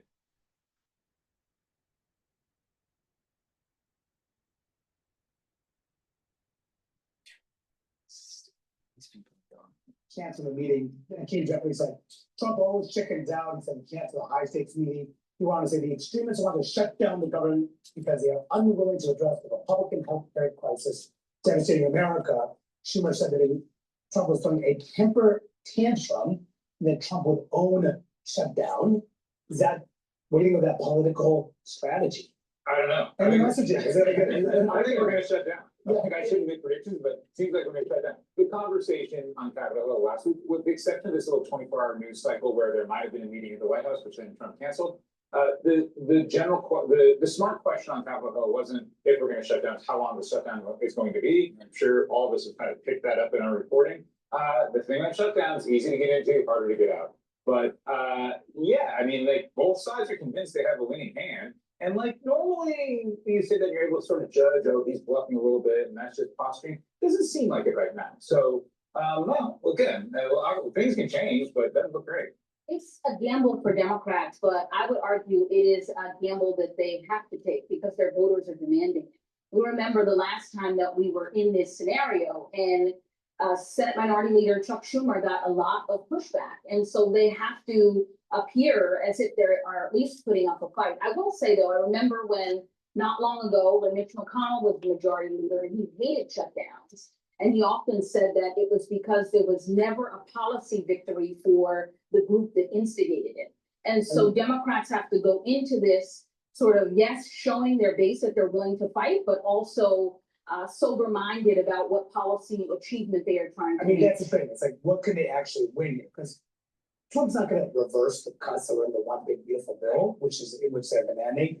They want to extend these Obamacare subsidies, and this is the impact that will happen to these Obamacare subsidies are expiring at the end of the year. If they are not extended, 22 million people will see the premiums increase, 4 million people will lose insurance, $350 billion is the cost of extending Obamacare subsidies. That's the cost to the federal taxpayer. But it's a complicated policy that requires a significant negotiation with Republicans in charge. That's not going to get done by Tuesday. So what can they actually achieve, Democrats, if they don't supply the votes, they block a Republican bill, and there's a shutdown?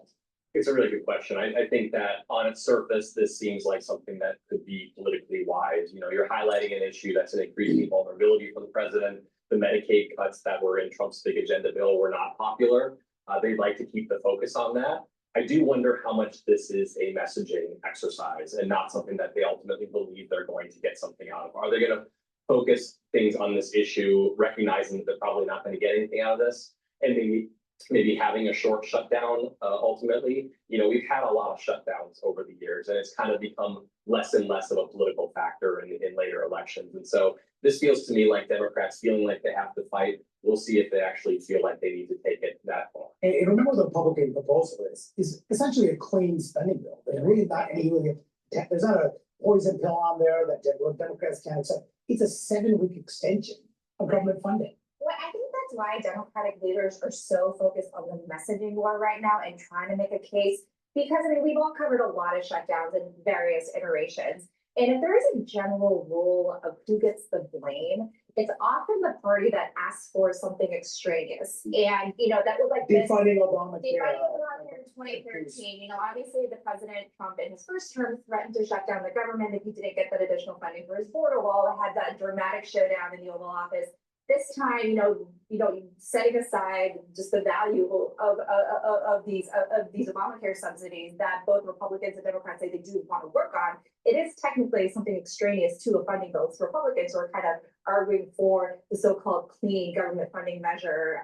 And I don't know how, I don't know if that would be a difficult factor for Democratic leaders to overcome here. I actually don't think it's that complicated. I think they're gonna, if they get into a short-term shutdown, you just have an argument about the ACA extensions and it's a conversation about how long you extend them and who's eligible. And, you know, the 350 billion that you mentioned, that's over a 10-year horizon. Most Republicans are probably more comfortable with 1 year, 2 year fix. But you just have to do duration and eligibility and cost. And, you know, I'm not saying we can solve it at this table in this hour, but it's not, I am, but it's not actually that, it's not actually that complicated. That's the deal that's being there. It's just a November, December deal. It's not a September, October. That's absolutely right. I mean, it could in fact open enrollment, which is the one big concern about not getting it done now. What would you say is a short-lived shutdown?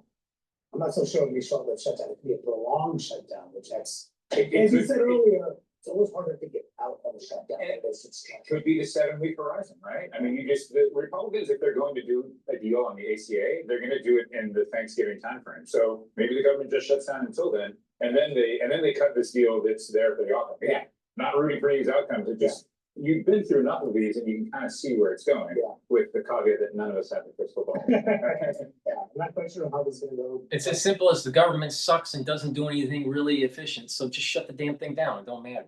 Please go to my store, the-studio-reykjavik.com, and get the C60.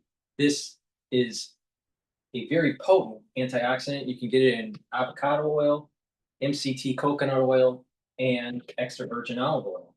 Why is it in an oil? Because C60 is lipid soluble, so you can properly absorb it. Some people sell powders of C60. Wrong. Never take a C60 powder, ever. It has to be in a lipid for you to properly absorb it. Take a teaspoon a day, every day. And what you're going to do is that's going to soak up those free radicals. It's 1,000 times stronger than vitamin C, a molecule of vitamin C. It's going to soak up lots of free radicals. It's going to help the health of your mitochondria. It's going to boost up your energy levels in the cell. It's going to bring down stress in the cell and in the tissue. Your organ systems will perform better. Your glands will perform better. Your endocrine system will perform better. Your immune system will be better. Soaking up free radicals at the vascular level will reduce plaque formation. Why? Because if you have less free radicals, you have less oxidized LDL. Ooh, amazing how that works. So at the cerebral level, your neurons are going to be more robust. You soak up those free radicals, less stress in the neuron. You improve the mitochondria of the neuron, and you have lots of ATP. And neurons need lots of ATP. And then you're generating those neurotransmitters. Your neuroplasticity improves. Your thinking improves. Less brain fog. Memory improves. Super important to do. So take a teaspoon a day every day. You can get it in a 2 ounce, a 4 ounce, or an 8 ounce configuration. It is cheaper per ounce in the higher ounce configuration. But get the C60, take a teaspoon a day every day. Another benefit that you're going to notice is that your basal layer of your skin will improve. And that means that your skin, as it's producing new cells from the basal layer, you're going to look younger within a year. Within 1 year, you will physically look younger. And you're going to start feeling the effects internally within about 2 months. Your energy levels will go up. You're going to have more vitality. And if you couple it with a lot of the other supplements that I have, like the turmeric, ashwagandha, and lignans, and the Max 35, and the Boomer Boost, and the clarity factor, and the ubiquinol, and the multivitamin, and the probiotic, all these things are synergistic. And it targets what ages you and reverses it. It mitigates it. And that way, over time, you get these benefits of slowing down the aging process of boosting up your immune system. So please go to my store, the-studio-reykjavik.com, and get the C60. And again, like I said, I am the most comprehensive in terms of anti-aging, the holistic approach, and how it dovetails into the crisis of what we went through in 2020 and the aftershock. A lot of people are going to have problems with their immune system. That's part of the aftershock. A lot of people are gonna get early onset of dementia, part of the aftershock. And a lot of people are gonna get the big C, all right? Because of the aftershock. You pay attention to me, you'll be fine. If not, you're rolling the dice. Thank you for listening and have a nice day.